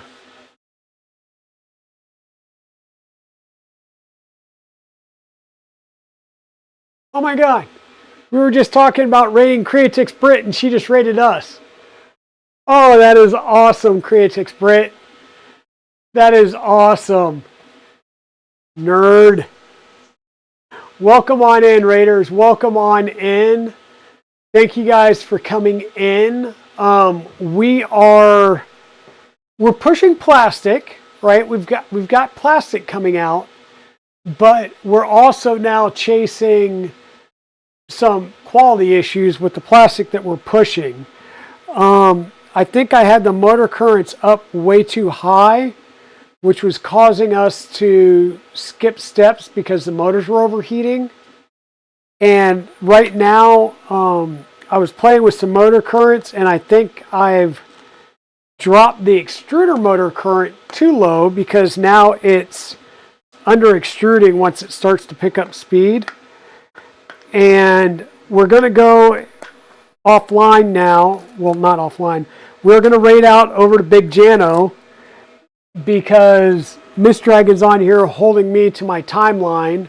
I need to get a couple of things squared away and get a good night's sleep because I have to get up early in the morning for eye surgery tomorrow. So we're going to raid over to Big Jano and we will come back. I will continue to work on this some tomorrow night or Thursday, and we will see, we'll chat some Thursday. I don't know how much we'll do, but we'll chat a little bit Thursday.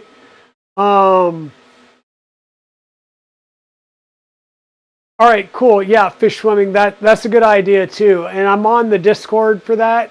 I just need to jump over there and do that. So thank you for calling that out. I am going to go ahead and start the raid over to Jano.